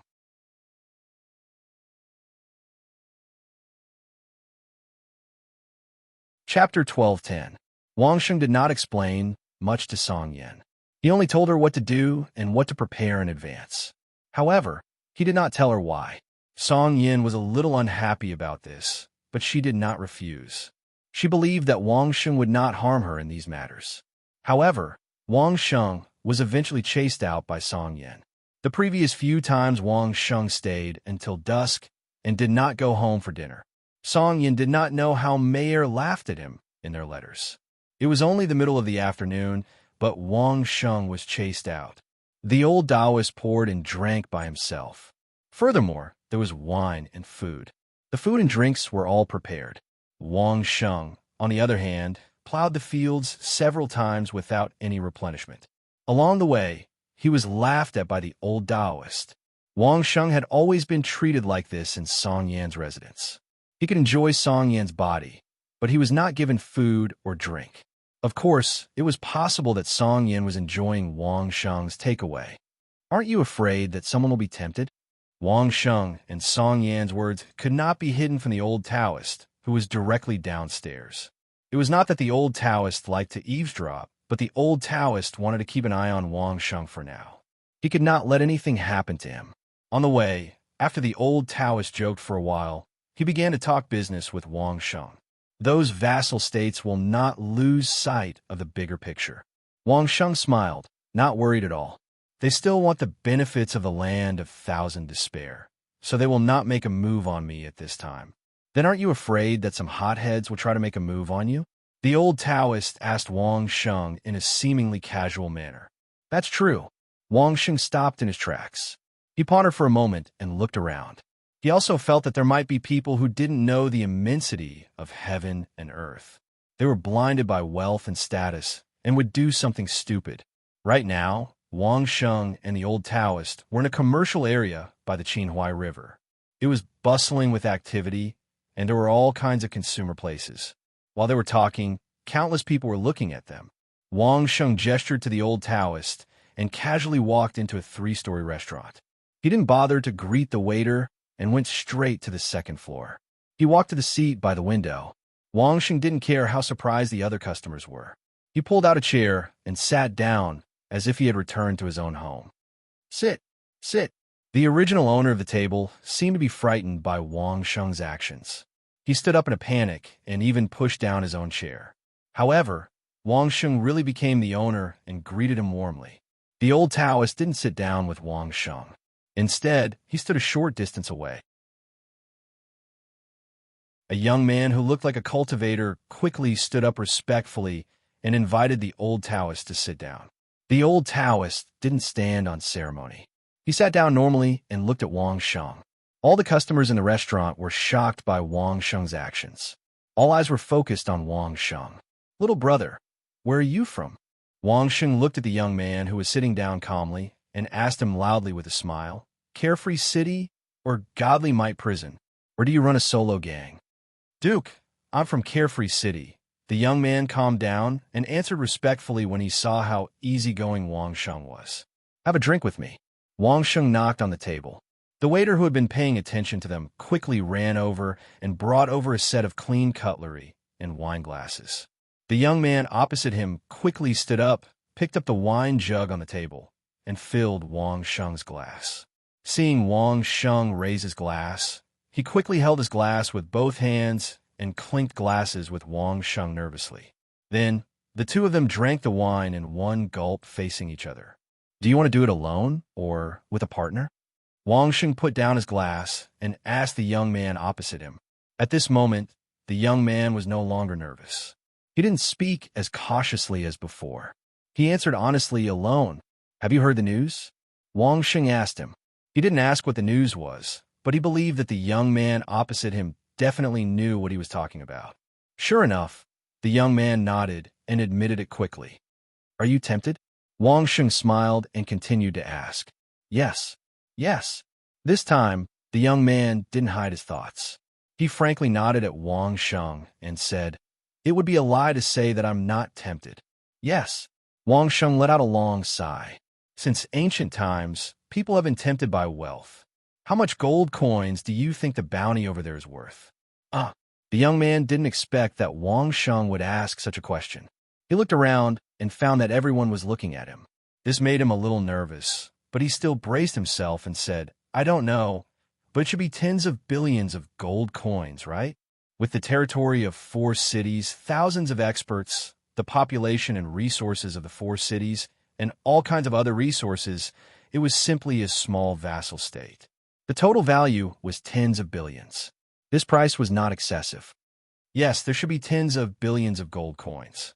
Wang Sheng nodded and gestured for the young man to continue filling up the wine.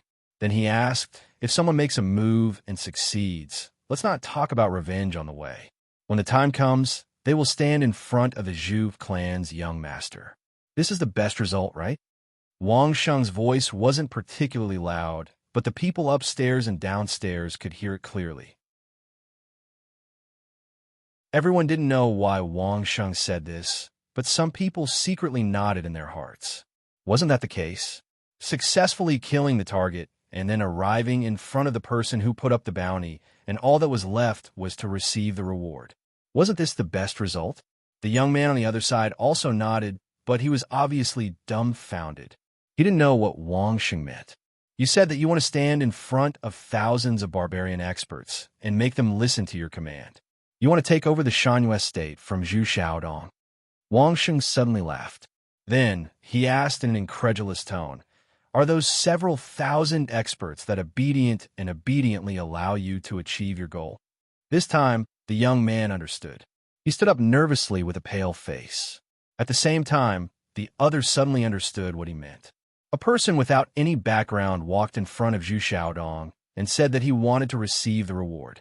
Would Zhu Xiaodong really hand over tens of billions of gold coins? Everyone didn't need to imagine how many thoughts Zhu Xiaodong would have. If that person was himself, would he just hand over tens of billions of gold coins just like that? I think that the Zhu clan's young master might not even admit that someone came to him to receive the reward. What do you think? Wang Sheng smiled and asked. Suddenly, he thought of something and asked, could it be that he issued the mission in Carefree City and has already given the reward to Carefree City? That's worth the risk. The young man's face was pale. He first nodded and then shook his head. No one could understand what he was trying to say.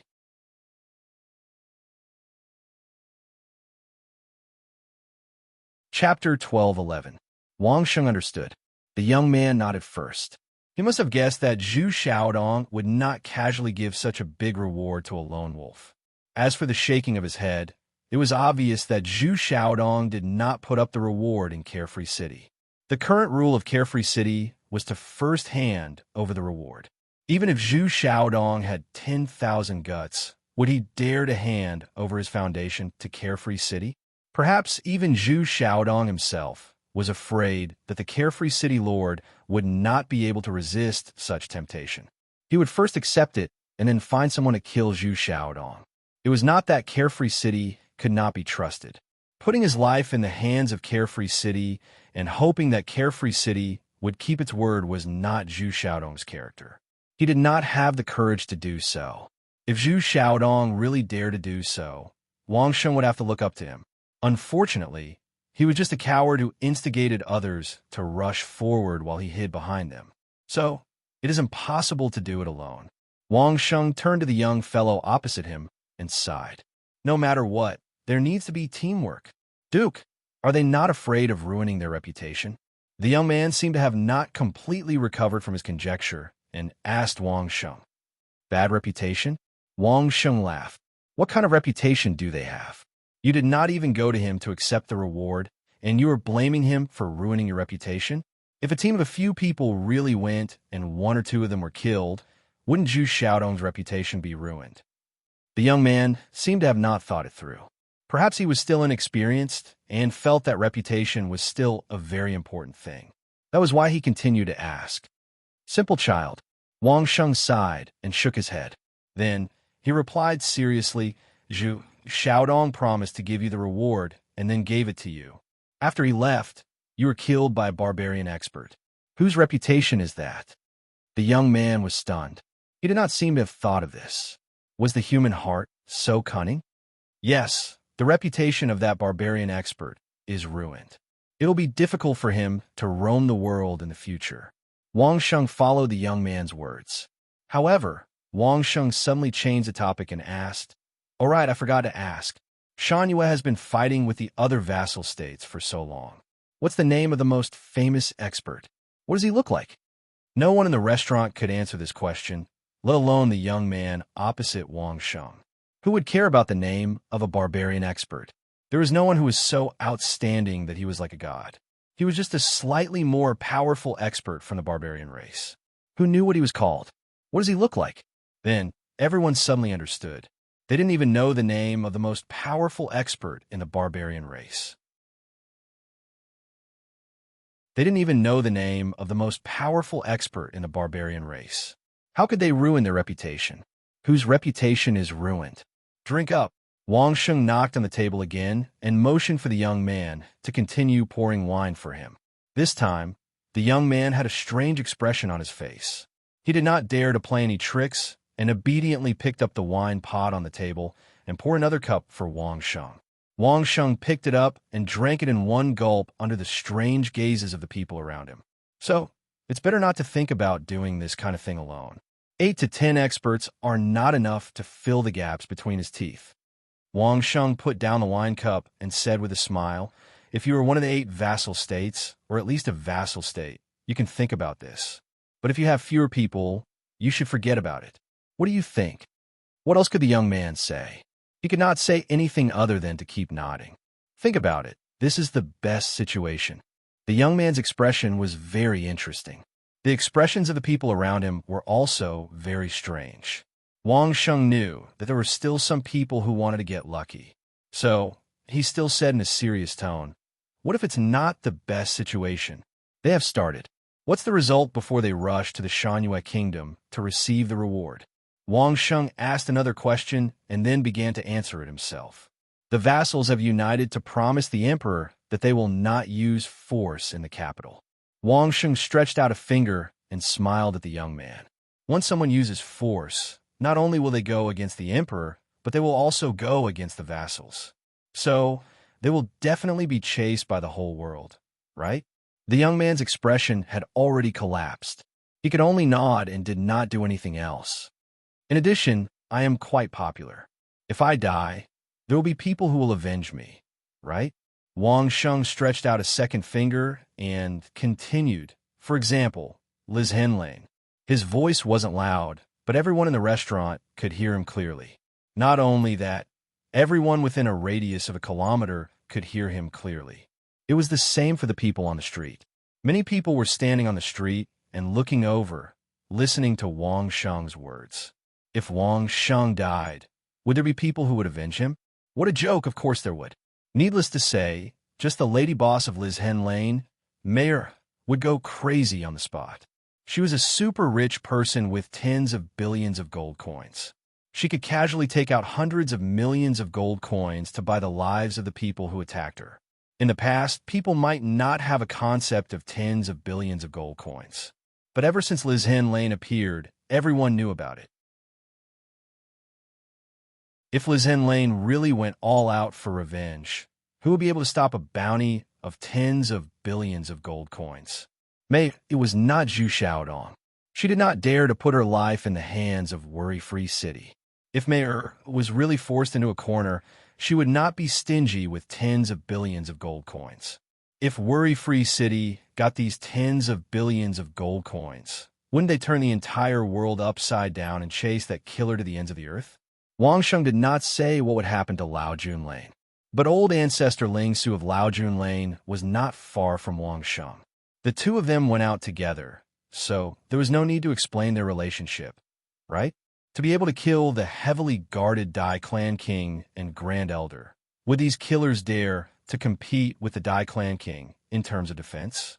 Don't forget, the 4 cities that Zhu Xiaodong used for the bounty were originally Xia's properties. Wang Sheng waited for everyone to finish pondering before saying to the young man, "If you kill me and want to swagger into Ningyu City to claim the bounty, you can't fly in, right? You have to enter Xia, right? My thoughts might not be thorough enough, but Xia will definitely be very happy that someone can pass through their territory and claim the 4 cities that originally belonged to them." At this moment, the young man's face was no longer smiling bitterly, but lost. "I'm afraid that you have to have the idea of cooperating with Xia from the start to be able to enter and leave Xia safely." Wang Sheng smiled and pointed out a path for the young man. You're tuning in to the Warrior Lore YouTube channel. Don't forget to subscribe and join us on this journey to catch the most captivating stories.